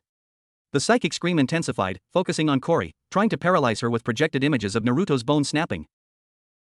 Naruto, dazed amidst splintered wood and pottery, saw Kori staggering, her hands over her ears, her face a mask of anguish. He saw Mizuki's hammer descending. Rage, pure and undiluted, cut through the pain and the null numbness. This wasn't about him. This was about hurting her. Using him to hurt her. No. He didn't form a hand sign. He didn't call on Kurama. He simply reached for Kori, not with his hand, but with his soul. He poured every ounce of his will, his protectiveness, his furious love down the bond that connected them. Kori. The silent scream was not of pain, but of shared purpose. It was a command, and a plea, and a transfer of raw, defiant strength. Across the street, Kori's head snapped up. The psychic static shattered. Her eyes, which had been clouded with empathetic pain, cleared into incandescent green fire. She didn't see Mizuki. She saw the threat to her Psylore. The hammer was inches from Naruto's knees. Kori moved. Not with flight, but with a speed born of absolute, focused fury. She became a green laser, crossing the space in a nanosecond. She didn't attack Mizuki. She placed herself between the hammer and Naruto, her hands coming up, not in a block, but in a catching motion. She caught the hammer head. The null energy met her bare palms and hissed, trying to corrupt. But her hands were sheathed in a corona of green gold light, their resonance, manifest not as a technique, but as a pure, instinctual aura. The hammer stopped dead, its energy dissipating against the harmonic shield of their bond. Mizuki stared, his cybernetic eye whirring in confusion. Impossible, the dampeners. You, Kori said, her voice vibrating with a power that made the air hum, will not touch him. With a wrench that tore the hammer from his grasp, she flung it aside. It embedded itself in a building with a thunderous crash. Mizuki stumbled back, fear finally cutting through his manufactured rage. He activated his implants, firing a concentrated beam of null energy from his chest crystal, point-blank at her face. Naruto was on his feet now. He didn't stand in front of her. He stood beside her. He placed his hand on her shoulder. Their auras didn't just merge, they ignited. The null beam struck the combined aura and vanished, absorbed, converted. Mizuki turned to flee, his mission a shambles. You don't get to run, Naruto growled. He and Kori moved as one. No discussion. No plan. It was a single thought shared between two hearts. Naruto formed the foundation, a giant, swirling vortex of wind and sage chakra. Kori provided the catalyst, a torrent of compressed solar plasma. They didn't combine them outside. They merged them within their shared aura, an internal alchemy of power. A new technique was born in that instant of unified wrath. From their joined position, a colossal, spectral figure erupted, a towering, translucent giant woven from green gold light. It had Naruto's spiky hair and whiskered markings, but its eyes blazed with Kori's stellar fire. It was an avatar. A manifestation of their resonant soul. The Mizuki cyborg looked up, his face a rictus of terror. The avatar's hand, large enough to crush a house, reached down. It didn't strike. It enveloped Mizuki. Inside that grasp, the harmonious resonance met the discordant, grafted nulltech. The result was not an explosion, but a cancellation. With a sound like a universe sighing in relief, the citadelian implants and crystals dissolved. The cybernetic eye went dark and fell out. The grotesque musculature deflated. Mizuki was left as he should have been, a broken, pale man in torn clothes, kneeling in the rubble, all stolen power ripped away, leaving only the hollow shell of his hatred. He fainted. The spectral avatar faded, its energy dissipating back into them. Naruto and Fore stood panting in the sudden silence, the bond between them humming with the afterglow of immense, controlled power. Sirens wailed in the distance. ANBU reinforcements were coming. Fore turned to Naruto, her fierce expression softening into concern. She touched his bruised face. "You are hurt." "It's nothing," he said, covering her hand with his. You were amazing." "I felt your call," she whispered. "In my soul. I could not fail you." They became aware of Tucci and his daughter Ayam peeking out from a hiding place, their faces pale with shock. Of the unconscious ANBU beginning to stir. Of the crowd starting to gather at a safe distance, murmuring in awe and fear. They had defended themselves. They had unveiled a new, terrifying level of their power publicly. And they had just declared war on Danzo's shadow operations more definitively than any missive could. As the ANBU captain landed and took in the scene, the destroyed ramen stand, the broken cyborg, the two glowing young people standing hand in hand amidst the wreckage, he simply bowed his head. "The Hokage has been alerted. We will secure the area." Naruto looked at Fore. The quiet evening was gone. The cautious training was over. The shadows had made their move, and in response, they had become a beacon too bright to ignore. Danzo wanted a sample of their resonance. He had just gotten a full, devastating demonstration. The next move would be his. And it would be all out.